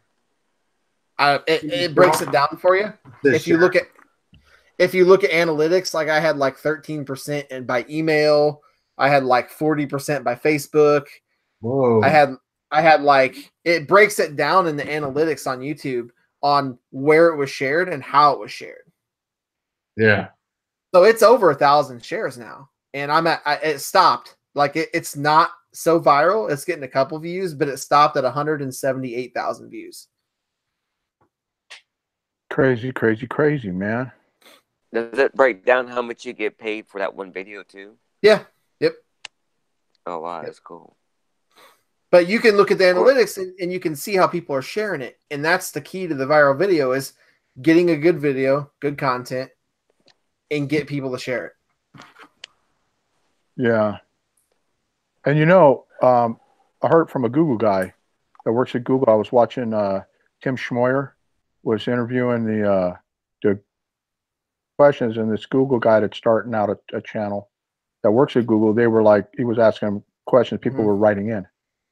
And he said that the thumbs down doesn't have a negative impact on your video. Same. Because Google considers that a positive engagement. Yep.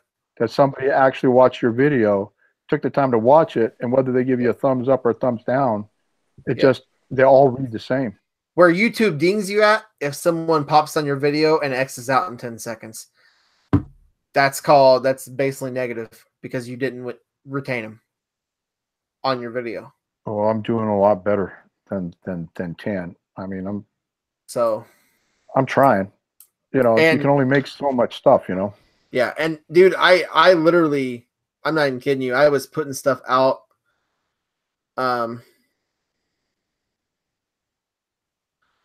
I was literally putting stuff out 3 times a week for a year, and I had no traction. And I was in a reseller 6-pack, but that don't give you organic subs. That gives you subs that, and I didn't really have a lot then. A lot of my subs came from Dollar Tree videos. You know, and it's crazy. I made the first one, and I never thought it would go viral. I never literally even fathomed that.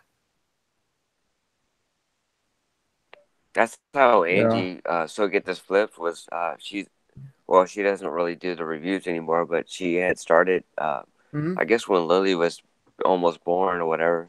She had started that, and she automatically jumped up to about 1280 subscribers, and she was getting paid for a while, and then she just stopped doing it.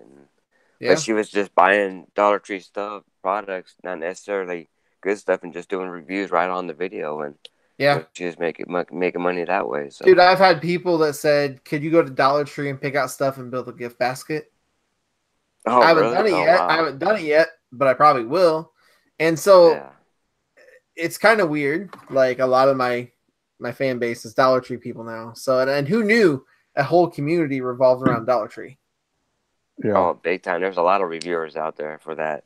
So I could literally put a Dollar Tree video down and guarantee it's getting 1,000 views, 100%. If I put a sourcing video down, it may not get to 1,000 views. That's the problem. You know, Anita's got a good question here. She says, "Is there a special about the minutes that you shouldn't pass, not to bore people?" Because sometimes I think, you know, I don't want the live ones to go long, but when we start, you know, jawboning and you're sharing information, you know, you can't help but extend it out because people are coming in and it's like, what do I miss, you know? But I mean, is there like a minute thing? Because I remember Chad saying more people watch the longer videos, believe it or not, than they do the shorter ones.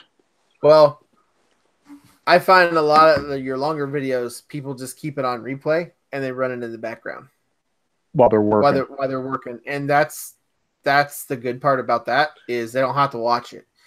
Don't worry.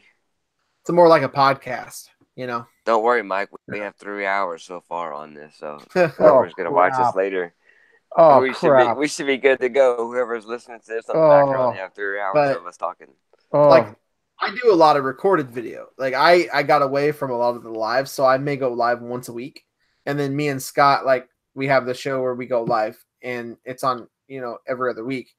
So, you know, some weeks I go live 2 times a week. But that's the thing is my live, I was doing every show as a live show, right? And basically I got away from the live shows and we're doing and have been doing more recorded shows because I will keep them at like 10 to 15 minutes. So do you get paid with the live show too? It depends. So basically you monetize it, but it's, you know, you're really not getting AdSense unless it's actually people are watching it on the playback. right, but if they're watching on the playback though, and you're monetized, then it's gonna work. Yep, exactly. Dang, man. See, that's I wanted to do the Chew to Fat once a week because James and I were, you know, trying to do the online and the eBay thing and get people involved in what they were selling and what they were doing. And then I'm trying to do the series with the BCA, the Buyer's Choice Auctions, another site that I'm helping grow, my partner site. Nice. So I'm doing videos on showing people how to use the importer and bring things over. And then I found the ones though that are getting the longest duration views is my PLS videos dealing with my illness. Those are actually having a longer retention. Yeah. For watching. So and it may be someone with PLS, you know. Yeah, well, now that I may not have it and I have something else, now I'm gonna have to change the title, which is cool because I'm happy as hell. Right. But I think I'm gonna stay with I think if I stay with the 3 formats, dealing with whatever I've got, then helping with the reselling and auction stuff. Yeah. To show disabled people that you can still do it because I'm living proof you can do it. And then do the once a week thing live. I think I'm probably going to be in a good place. I hope. Well, I think that's the trick to getting subs. So here's my method to my madness. The reselling community is amazing, right? But there's only so many resellers. Okay. So once you hit 1,000, couple thousand subs, well, if people like, there's a lot of resellers that's gotten out of the game over the years. There's a lot of resellers that's quit, and a lot of resellers don't watch YouTube. So what I found was I think a lot of people are just watching videos for entertainment. And I would say a lot of my views, like probably 50-50, 50% are from reselling community and 50% probably aren't. Because I have a lot of newbies that's like, hey, I want to get started reselling. How do I do it? I'm not getting, you know, a lot of questions from seasoned resellers. And I've heard one of the resellers I was watching one time says that they just watch it just for the entertainment. Oh, I think it was Craigslist Hunter. Yep, he was saying. He was saying that there's a whole bunch of people that just watch it just for the entertainment. Yeah. You know? So I honestly think my channel is like 50-50. 50% resellers and maybe even lower. And the other majority is people that aren't. So what I like to do is I like to take my titles and I like to play them on that. So I just launched a video today, tonight actually, and it's basically it was me doing retail arbitrage and garage sailing, and I titled it "How to Make More Money by Retail Arbitrage and Garage Sales," because the title "How to Make More Money" is a highly searchable title. Oh yeah. But there was videos that were having like 1 million subscribers, 2 million subscribers that were on the videos. So you change the title and you try to make a new niche of videos in that title where people watch them. And it helps you rank better if it picks up. Okay. So if you did how to make more money, just like the other video said how to make more money, if they have 2 million subscribers and you have 500, you're not going to get the ranking power on that video, because if you have more subs, YouTube gives you more ranking power to rank your videos. Yeah. So it's really about what areas can you rank at. Like garage sale haul. And if you can rank under a garage sale haul, if there's a video that has garage sale haul and it has like 10,000 views, write down, you know, you could do a video that says garage sale haul and shoes. And it's a different title, but the same play on words. Yeah. No, that makes sense. I mean, hell, I was surprised when I learned that like I said, the thumbs up and the thumbs down, there's no difference in them. Right.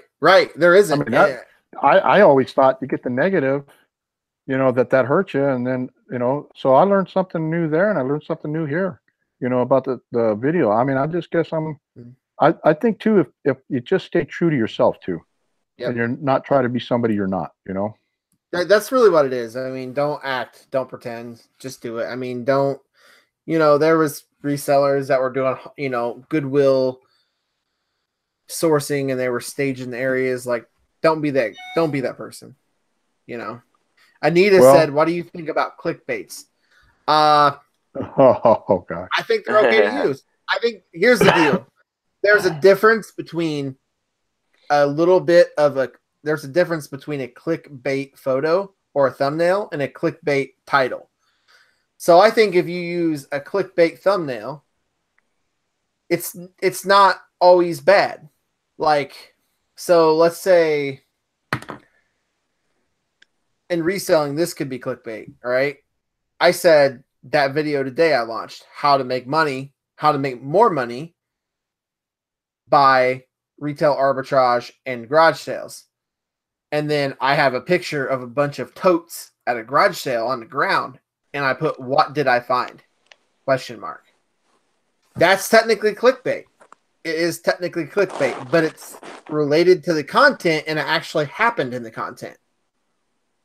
It's different when you put a tornado on a thumbnail and says, I got blown away by a tornado, versus you actually doing something that's true, but you're using clickbait, but it's actually, it's true. It's not fake. Makes sense. I don't clickbait. I don't even, like I said, I just figure my titles are bland. They'll find it sooner or later. Somebody will stumble upon it, you know? Right. It helps if it's related. Yeah, that makes sense. I don't know, this whole YouTube thing and all this videos and all. I mean, it's like, I don't know. It's just the way it is nowadays, right? It's like you were saying with the social media side of Poshmark. You know, got to play the game. You know, if you want to get in there, and you know. And I'll be honest with you, Mike. Like, I was a lot like you when I first started YouTube, and now, like, you know, I'll get discovered, and then it didn't happen, and I got really. I'm like, man, this sucks. I hate it. Like, I love talking to the whole community and making friends, but I'm not growing my channel. I'm not gaining any traction. Like, what can I do? So I just started researching stuff and watching videos and researching and watching videos. Yeah. That's how I learned about it all. I'm not a marketing person. I'm a reseller that had to teach himself how to do YouTube videos because I just wasn't getting the traction I wanted. And there's a lot of videos out there that show you how to do it too. Some are good, some are bad, but whatever works for that person, you know. That's what I did. I'm self-taught. You know, what might work for you might not work for me or Mike or whoever. Right. You know. Right. I'm just going to do what I do all the time. Do what you do all the time and be yourself, James, because James doesn't show it, but he's funny, man. He'll make you laugh. Well, and he does sometimes. And he does look like what's that guy? I told him he looked like a while back ago. Which one? Man, Are you the talking actor. about Franco? Yeah, he looks like James Franco. No, he doesn't. If he shaved his beard and his mustache off, he would look like James Don't Franco. ask me what all this is. I just didn't shave yet, you know. So, and I got this ponytail now. So Yeah, if you actually cut your hair and everything, he would look exactly like James Franco. I get that all the time, especially rolling into McDonald's. You know, it's like, you know who you look like? Let me guess, James Franco. That is correct. I'm telling can I you, get he the free does. Hamburger. Mike, you wouldn't even have to resell, dude. You could take him to McDonald's with you, and he could do like a couple autographs and charge $100 a pop, and then there you go. Yeah, stuff, man. That'd be good. Like, I am James Franco. You want an autograph? $100. All I can do is look like I'm stoned all the time, right? Yeah, exactly. Maybe take that COD oil, man, the whole bottle, and just get all happy. No, dude, that shit doesn't make you stoned. I know. You know what it is? Like, you know what it is? You know what it is, Shane? I'll tell you what it is. I take this CBD oil, right? It's got a little THC in it. It's like 3.3%, right? It ain't shit because it's hemp, right? But it helps me with my pain, right? And I believe it or not, when I take it, it's really weird. When I was listing, I was feeling all kinds of little aches and pains, and I would get distracted and I'd get pissed. But when I started taking this stuff, I kind of phase out of the pain thing, and it's like I focus on what I'm doing, and I bang them out. And then Angie comes in from work, and she'll go, "You've been hitting that bottle again? Like, what are you talking about?" She says, "Look at you." And then it makes you smile. I'm a happy guy already, so then I smile. And she goes, "That's a stoner smile," and I'm like, "No, it ain't." Yeah, it is. Okay, well, hon, when you come back, can you bring me a couple bags of chips and some, I mean, I mess with it. His glasses were all fogged up, and he was smiling from ear to ear. And I was like, "What's wrong with you, man? You stoned?" He's like, "Nah, I'm not stoned." That don't mean you're stoned. His glasses are almost up. I mean, it's a pretty good indication. I'm a happy guy. He was happy though, man. He was more than happy. He's like, "I'm feeling good." He was all relaxed back. I'm a happy guy, man. In the Italian voice, he's like, "How you doing, huh?" That's funny. That's hilarious. They're always asking me, "You hungry? You want anything to eat?" No, I'm fine, man. I'm not. No, I want a bag of Funyuns and a chocolate shake. That sounds pretty good, actually. I'm not gonna lie. Funyuns, yeah. But I just saw Chris over there eating some Pringles. It looked like. Yeah, Chris is grinding down on a chow, man. Look at him. I could retitle this mukbang. There you go. So, turn on your mic so we can hear you crunching. Hey, we can do a live eating challenge. Okay, whoa. Hold on, guys. Wait. I got to get it on Chris. No, you don't got to get it on me. Put some food in your mouth and chew so I can use the word mukbang. I had some hot chili lime Pringles and some Twix bars. All right, with the resellers, right? Let's see it, because I'm not going to clickbait. I got the video like 10 minutes ago because that was the best time. Man, do you know the people that do those mukbang videos are killing it? Oh yeah. You know, I'm thinking what's some more I might videos? do a mukbang. Dude, scratching off lottery ticket videos. I've been watching those, like, it's insane. And then I watch a channel where the guy eats MREs. And it's dude, he has like almost 1 million subscribers. What? Watching MREs, and he'll eat old MREs, and then some of them he don't eat. He'll just review them. Dude, MREs. he's getting anywhere from about 500,000 to 4 million views a video. Holy crap! Yeah, eating MREs. His name is like MRE 1989 Steve or MRE like that. MRE Mike. There you go. Man, MREs are meals. Are their meals ready to eat, Dawn? When the military, when you go out on whatever, like when I went to the Gulf War, we ate MREs. They're like his channel name is Steve 1989. He has 801,000 subs. Oh God! And he ranges from about 400,000 to about 3 million views a video. I like Jeez, to I see wonder his how much he's paycheck. making. They had Thanksgiving in a tube, didn't they? What's that? They had Thanksgiving in a tube. Yeah, yeah, Thanksgiving in the tube. Yeah. Wow. And he only has 170 videos. Jeez. Wow, I bet he's making bank. And he'll do like one that says 1863 American Civil War hardtack, oldest cracker I've ever eaten. And then he did one that was a 2018 MRE, and then he does like World War II MREs, just all different ones. Crazy. Now, I ate them seed rations before they went to MREs, and those were cool because you got a small pack of cigarettes that had 3 cigarettes in it.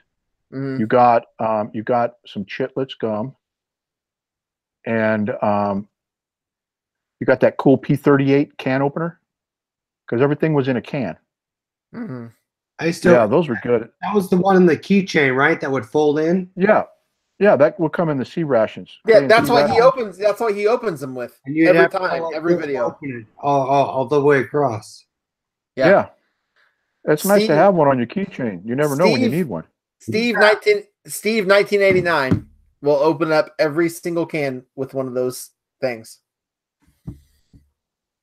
Every single time. Now, the guy I watch is Eric the Electric. He does food challenges and he's a competitive eater. But his story when he started out, he was anorexic. Wow. And he had been into clinics, like 5 clinics. And then one day, when they started introducing food at this one clinic he was at, it was like, wow, I need more. So he does power. He's a small guy too. He does powerlifting, and he rides a bicycle. He does like 30-mile rides, stuff like that. And the other day, I watched him down like everything on the Whataburger menu. Wow. He bought one of each on the Whataburger menu, plus 4 medium fries and 3 chocolate shakes, Dude. and he ate the entire thing. Yeah. I can't do that. Whataburger is delicious. I'll give him that. That'd be a great video. You can buy one of everything and eat it. Yeah. Yeah. That's what he does. Eric the Electric, or he'll do a challenge. Like somebody will say, "Try this challenge," right? So Chris, it'll I'm be starving. like 40,000 calories of breakfast food, right? I am starving. But he adds stuff to it, or like he did Panda. He did Panda Express. Like he ordered a bunch of stuff off Panda Express, and then he added like Reese's peanut butter cups, Pop Tarts, and some other stuff to it. Hell, I watched the video where we ate 250 Reese's peanut butter cups. That wouldn't go well. If you have like 1,000 videos of reselling, and all of a sudden I have a video of eating every item off McDonald's, that wouldn't go too well. You would have to make a separate channel. Listen, dude, all you do is this, Chris.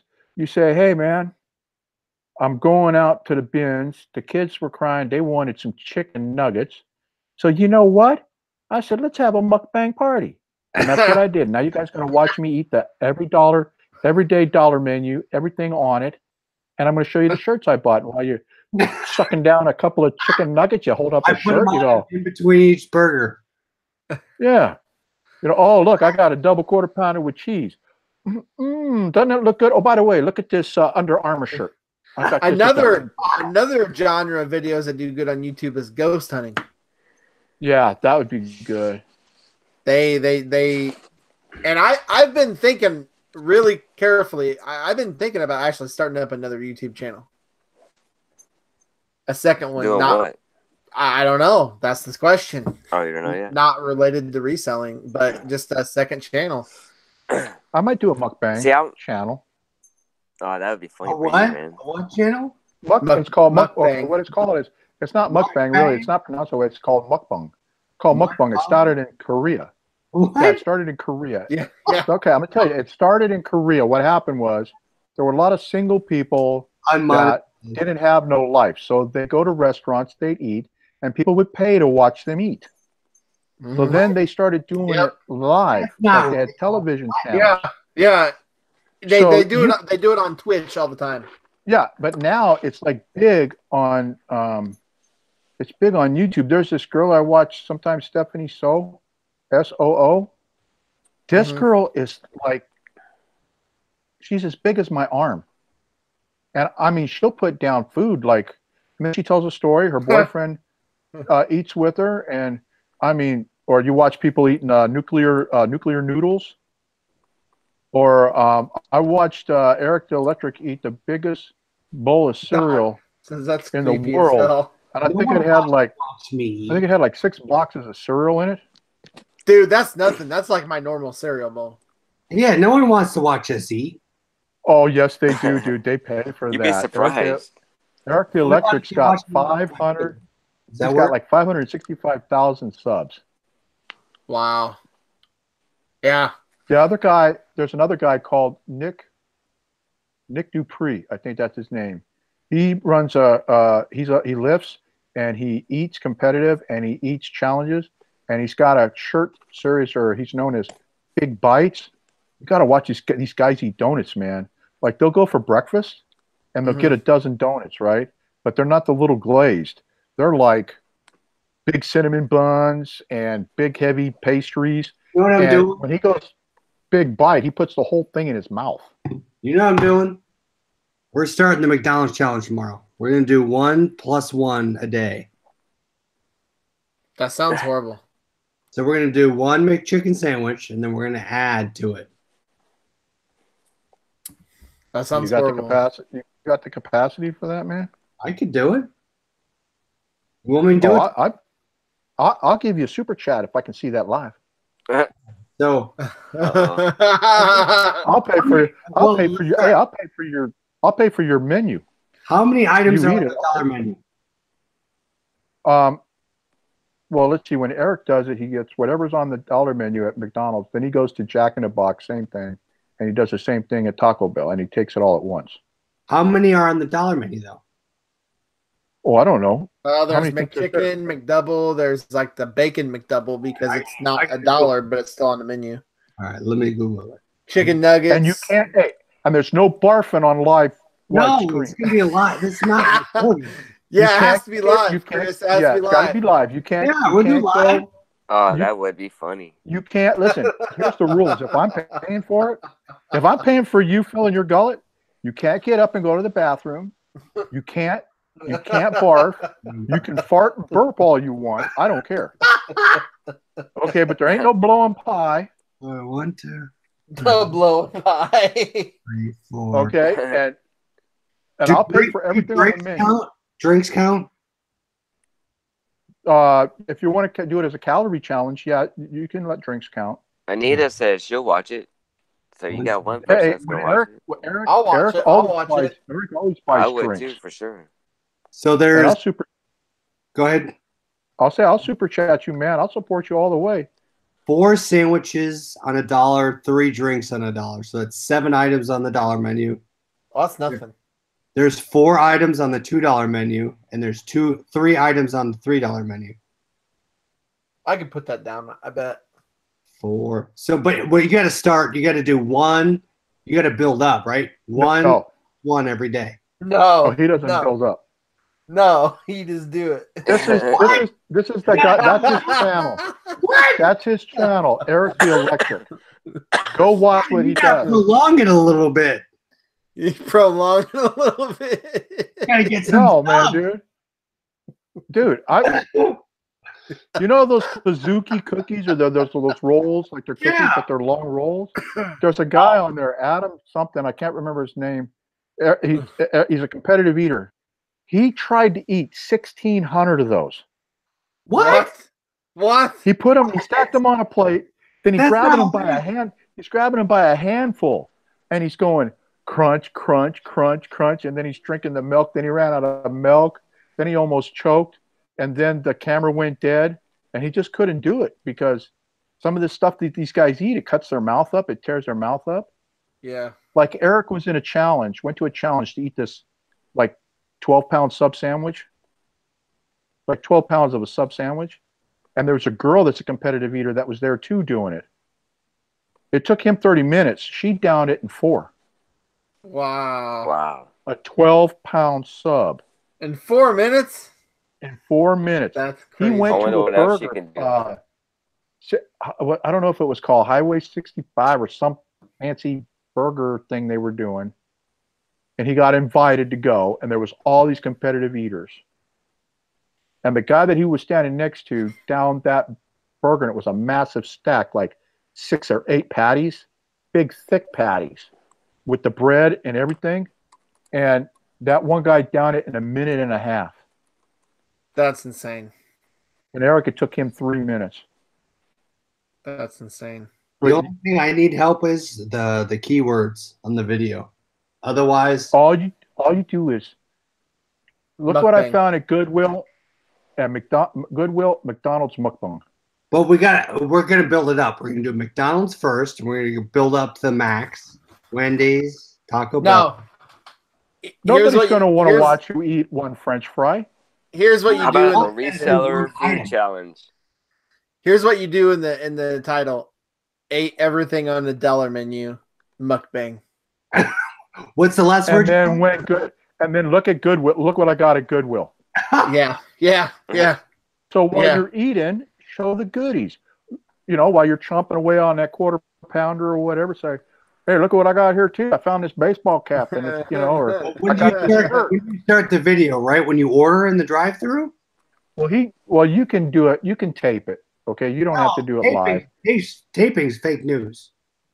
Fake news. Oh, You're gonna go fake live? news. If There we you're going to go, go fake live news. and order it, you Yeah, can. I'll do live. We'll order it, and then I'll eat it as I show you what I got. You There you could go. you could all order it and then take it back to your house. Go watch how Eric the Electric does it, because he displays, he builds pretty displays on the table. Like the one day he wanted to eat the biggest Pazuki, which is a pizza cookie, Wow. and he couldn't find one. So he had this 30-inch pizza pan, and he bought all his cookie dough, and he started to make this cookie, but it wouldn't fit in his oven. So he had to kind of like seal off the oven while it was cooking, and then rotate it and all. Well, the problem was everything was cooked but the center. Oh, Wow. So he got all of it down up to the raw cookie dough. oh, nasty. And he's like, "Guys, I just can't eat this.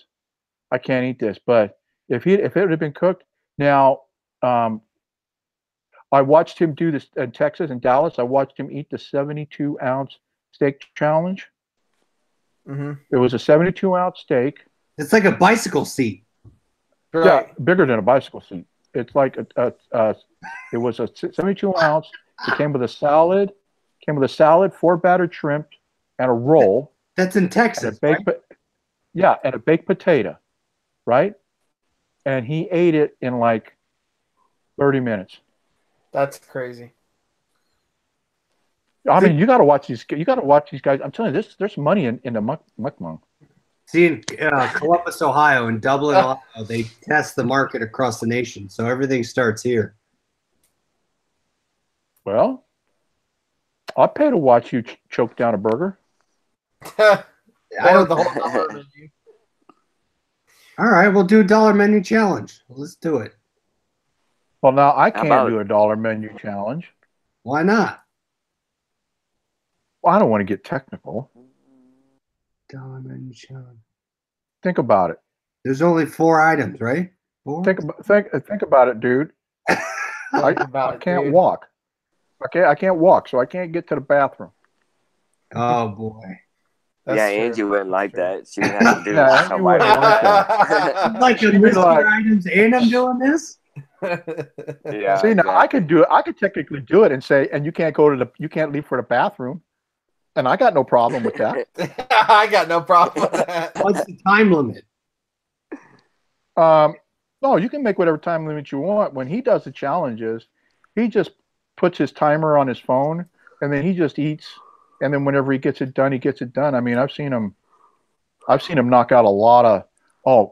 I'll tell you the craziest one he did: 100,000 calories in 60 hours. Wow. And he ate. The first day he ate 24,000 calories. So his breakfast was like a dozen. He went for a bike ride to get hungry. Then he bought like I four walked dozen out cookies, that night, 4 dozen donuts, all the McDonald's breakfast sandwiches. Wow. He had a bowl. He had a box of cereal, a box of Pop-Tarts, and then he finishes everything off with candy. And then he shows the time. He ate. Then he goes, "Okay, I got to go ride my bike again." And he rides his bike not to help him lose the weight; it's to make him hungry. That's And crazy. then for lunch, it's like whatever. And then the last meal on the last day was like nothing but dessert. So he ate like, I don't know, this huge ass cheesecake and then a regular cake, people watch. 2 packs of Oreos, 2 packages of Oreo cookies.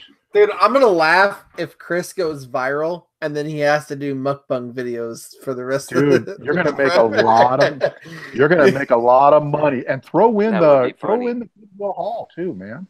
People Yeah. watch this stuff. Yeah. Oh yeah. It's huge on Twitch. On Twitch, You know it's what, really Shane? big. You should do it, Shane, in the Dollar Tree, but eat while you're walking through there. Yeah, that's a good Eat idea. all the Dollar Tree shit. Yeah. Yeah, like, you know, like say, okay, I'm going to have cereal today, and go over, grab a bowl, grab a spoon, open up your Girl Scout cookie cereal, in put the it in the bowl, store and in eat it in the the store, store. open up the That milk, would be- to keep everything in the basket, and just walk through the store, shoveling food in your mouth and eating and talking, and then when you roll up, give them all the empties and pay for it. That's a really good idea. I just need. Now, if you guys go viral, That would go I get a viral. cut. I get a cut if you guys go viral. I need the right tags. If I can have the right tags, I'll do it. Mukbang, look what I found in my chicken nuggets. Under Armour. I'm telling you, if I have the right tags, I'll do it. Dude, I will build the tags for you on Morning Fame. I could mukbang, but I can't eat that much. I mean, I will can only tell eat you so what much. tags to put in on Morning Fame. I'll do it. I'll Did do you like guys- 20 couple cheeseburgers, and we'll see what happens. Did you guys ever see the video that Dwayne did with Morgan with the spicy noodle challenge? Oh, I did see that. I heard about it. Technically, that's a spicy noodle challenge, but technically, that's a mukbang Mm-hmm. Yeah. because you're watching them eat. And Huh. some people, like, the more you slurp, the more they like it. There's even people. What? There's even people That's that crazy. do videos. Listen, dude, there's even people that do videos of them putting crunchy food in their mouth, and they got 2 mics, and they're making the crunching sound, and people play that back to help them sleep, like white noise. That's crazy. What? Like you'll see people eating bananas, like you just see their lips like smacking and stuff like that, or cucumbers. I'm like, oh my god, that's crazy. I'm in I a was like, lose is this a like turn-on 5 video hundred or is this people if what? I do that. You know what, Shane? That's a good idea, though.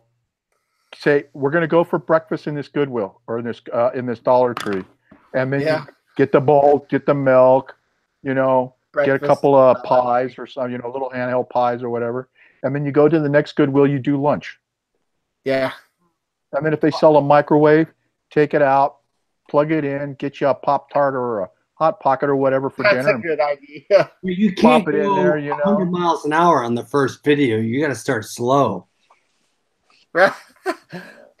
No, you don't start slow, dude. Go 100 miles. Go 100 miles an hour. Zero to No, 0 all to right, 100. so Monday, what am I doing Monday? Did we You're talk doing the into food this? challenge. Like You're going to do, $2 or 10? you know what? We're going to start out with the kids' dollar menu. The kids' dollar And- menu. Well, no, Tell me what that is. listen. What's the kids' No, dollar listen. menu? Start off with the kid. He starts off with the kids' value menu, and eats everything on the kids' menu. Okay. Then he goes to the next. Then the next one, he Mm. goes to the dollar menu for the grown-ups, right? Is that the next day or the next week? Well, whenever you want to do it, you can do it by the week. You don't want to eat like that every day. How long it out? Yeah, and then Nevermore the says third eat more Happy one- Meals. the third one should be everything off the regular menu. Oh, that one. You can't go 0 to 100. Drake said real quick. Well, then you need to start training. Yeah. I would start eating stuff that would expand your gut. Like I'd start eating a lot of carbs. Get really good at riding a bike. Oh, ride a bike to get hungry. Yeah, you can ride a bike with your kids, right? You know. Oh. Or you just get one of those stationary bikes and you train. You can start All right, riding bikes and eating. we'll do the kids' dollar menu on Monday. Well, Nevermore Antique says do 5 Happy Meals. That's awesome. Do we get And 5? then sell the toys. Oh. You believe it or not, those things sell. It's crazy. Yeah. I don't know if you You guys can ever find- sold them or not. Do you have to So eat? how to make money eating Happy Meals? Can I There start you with go. 1 and then 2, the 3, the 4? Yeah, Well, well, do it however you want, but in the title put how to make money eating Happy Meals. So after you do your mukbang, then you go and sell. Now I'm gonna show you guys live screen. You take your picture of the toy, you put it up on eBay, and sell it. We're doing 2 Happy Meals on Monday. How's that sound? Well, what time? There you go. Because I'm gonna be there to watch. Two's not very much. Yeah, I know. What do Well, I? no, but he needs to feel comfortable.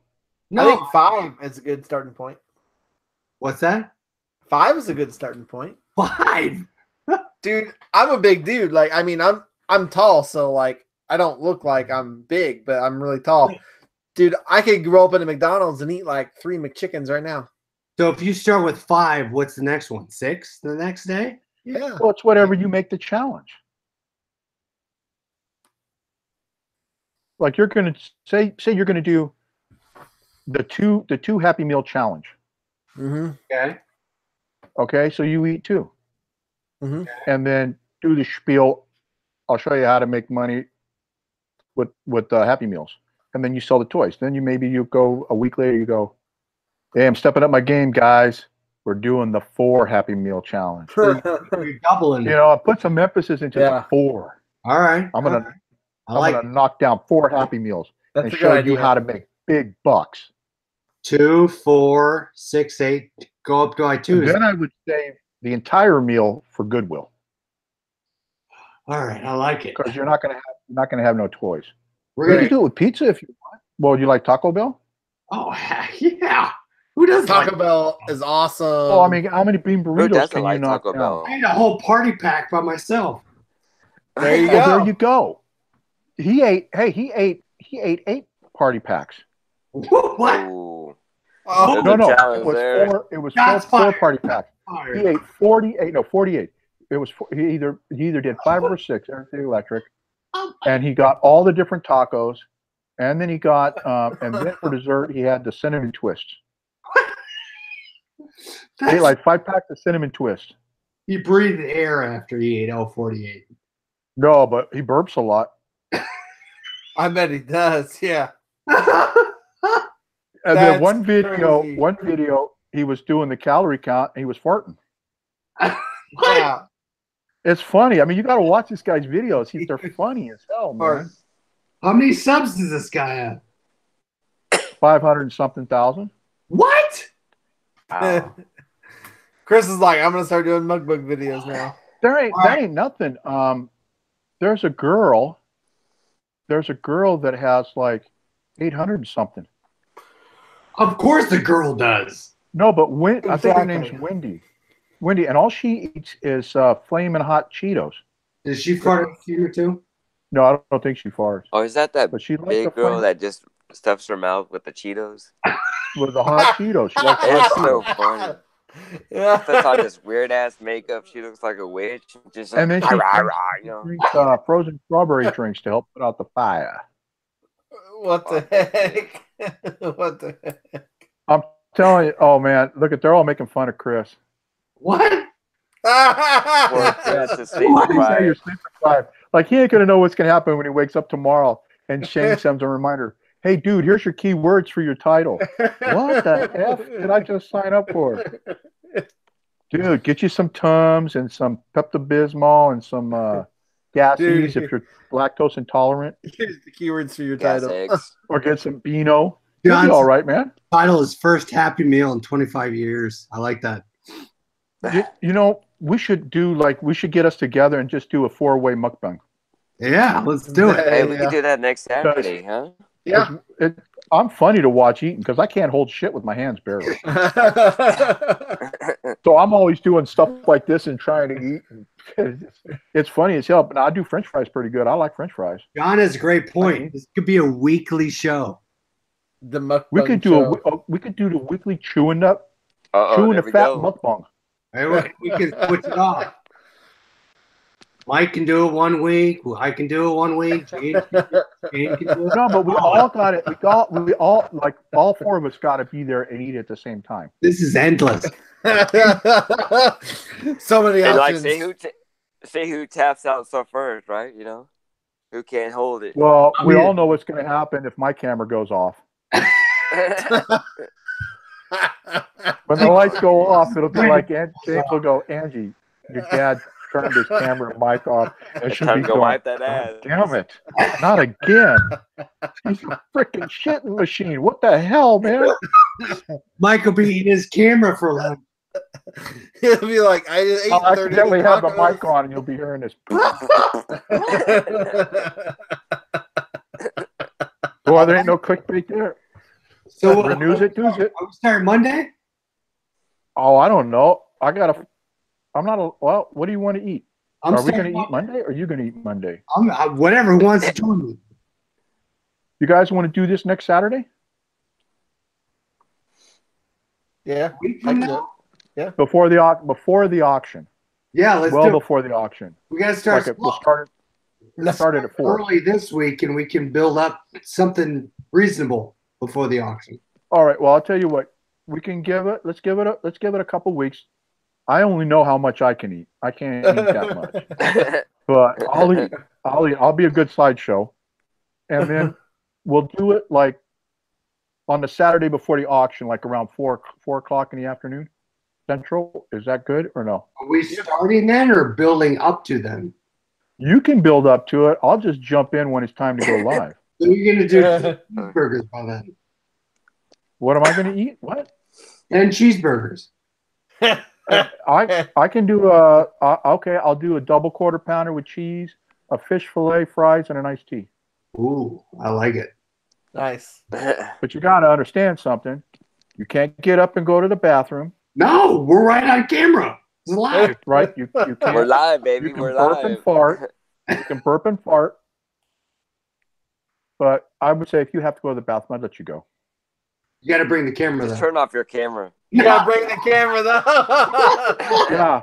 Yeah. When you guys see this shit, you know. Oh, poor Mike. That's what he says on every show since we've been doing it. He goes, man, tell Angie if my mic goes off and you see some sounds, go get it real quick so he can wipe his ass. I'm like, okay. Damn it, Dad, we're out of baby wipes again. Well, let's get the big people on. You're gonna be their I best got 'em on- selling channel on YouTube. I got them in my diapers on Amazon speed dial, man. I just hit the dash button. And Alexa goes, you need more man diapers, bitch? Oh, Yes, just please. put it even lower. Oh God. Shit, that we're might be gonna a have fun, viral man. video for you, Mike. Yeah, well, Channel you might know what? We explode can do after the that. chewing the. We can do a chewing the fat. I'm Nigerian mukbang. What the fuck? We can do a chewing the fat and swap them on channels if you Yeah. want. Swap and mukbang, whatever it's called. Yeah, there you go. You know, instead of the reseller I've seen six that. pack, you Hey, know. Don, I've seen that Steph Pappas and her dad. You know what? Let me tell you something. This Stephanie Pappas, she's 18 years old. She does mukbangs, right? Her dad got into just starting to do it, and he's done 2. Now, his channel only has 6 videos on it. Most of them are him and his bulldog, right? But he did a mukbang at Whataburger in Texas and a mukbang at In-N-Out Burger.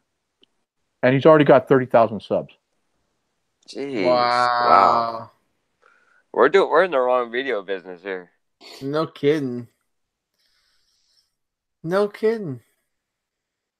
That's for real, man. I couldn't believe it. 30,000, and he's called Frank Pappas or Papa Pappas or whatever. Wow. Yeah, that's crazy stuff, man. I mean, I'll start a different channel to mukbang. Mukbang Reseller reseller 4-pack, right? The ultimate Taco Bell mukbang bang, 6.3 million views. Dang. There you go. Yeah, but now those people are shoveling a lot of food. I'm like, okay, I'll do a couple bean burritos and a couple soft tacos and an iced tea. Mm-hmm. You know, and we can eat and talk, and people pay to see people eat and talk as long as you tell a story. Do yeah. Huh? I'll get some Taco Bell. I like Taco There Bell. we go. I eat the I'll eat crap. Taco Bell, man. Oh man, Yeah. I can put away some Taco Bell. All right, we're gonna do a mukbang then. Let's do it. All right. It I'm sounds so starting dirty. Monday. Whoever wants to sounds- do it, we're starting Monday. It sounds so dirty. Wait a minute. Oh, you mean you're gonna start training Monday? No, yeah, we're gonna start video on Monday. We're gonna start slow. We're gonna start a video on Monday? Wait a minute. Oh, Whoa, whoa, whoa, shit. whoa. Yeah, we'll What are start. we He's what are like, we whoa, eating? I ain't ready. I ain't ready. Mike's like, I What gotta are we- train. Two happy What are we meals. eating? 2 happy meals. All right. Chris, We in? yeah, he's ready. Chris is ready. I'll watch you guys from the chat. I'll be in Davenport for 3 days. They don't have McDonald's there. I'll be I thought they have McDonald's everywhere. Called you out on that. on Monday I'm meeting Andy, Pearhead Picker. They'll on eat Monday some evening. happy meals. Yeah, Well, probably- hey, he'll eat he some can ham- get him go a to couple Happy Meals, McDonald's. and we can do all of it.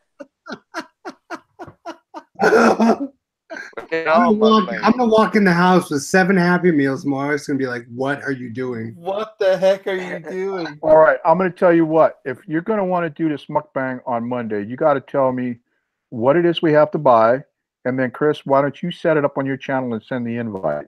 All right. All right. And I'll sit here. I'll sit here in all my glory, and I'll eat Happy You know, Meals. it's gonna be and- funny. People are thinking, "What, man? This is gonna be some kind of liquidation thing going on," and then Liquidation. They're eating Happy Meals. He's liquidating Happy Meals. That's what he's doing. Wait a minute. There you go. We can still talk about liquidation Yeah, we can. Oh, that's too funny. because I know after Chris eats 7 Happy Meals, something's going to be liquefied in him.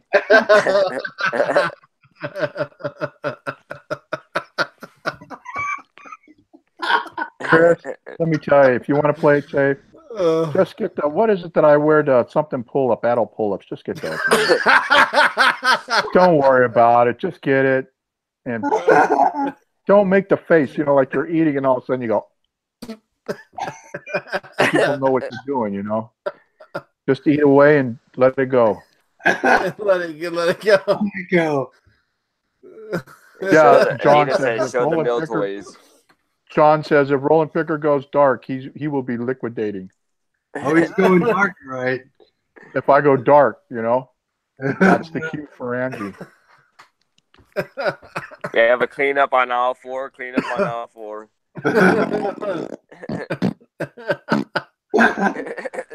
Oh man, that's hilarious. And you know, he'll Okay, probably this is- his, this his is camera too will much. probably be off. This shit's Camera too will much probably fun, be off, man. and he'll be making noises. You know, I don't care if I don't get that many view retentions. This has been funny as hell, man. You start doing mukbang videos, and you're gonna have like 5 million subs. There you go. You want to be popular?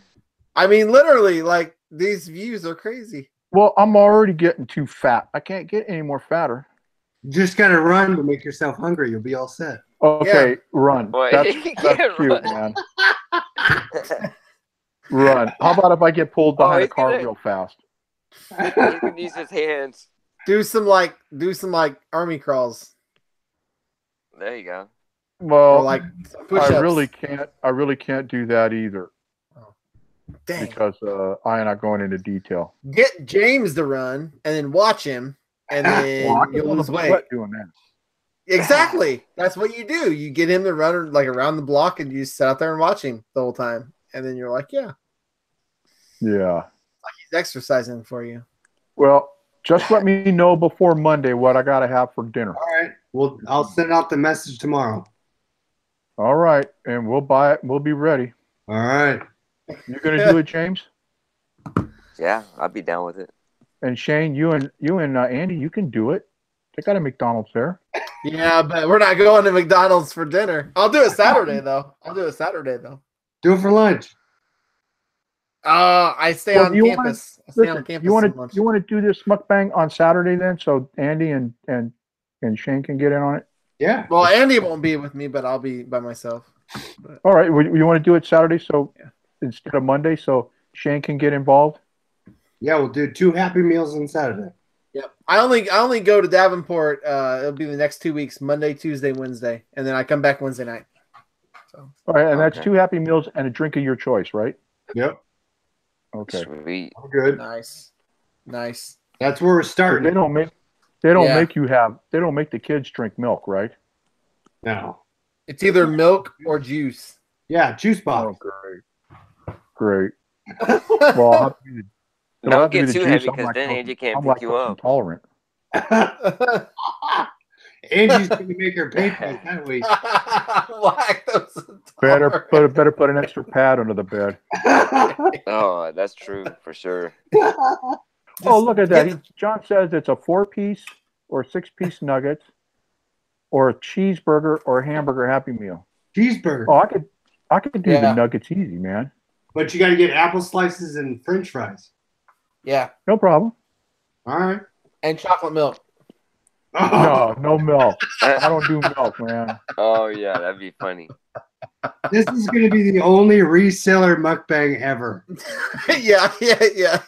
And that's how it's got to be titled: Reseller Mukbang. And, well, they got the reseller stack. We got the reseller mukbang. Oh jeez.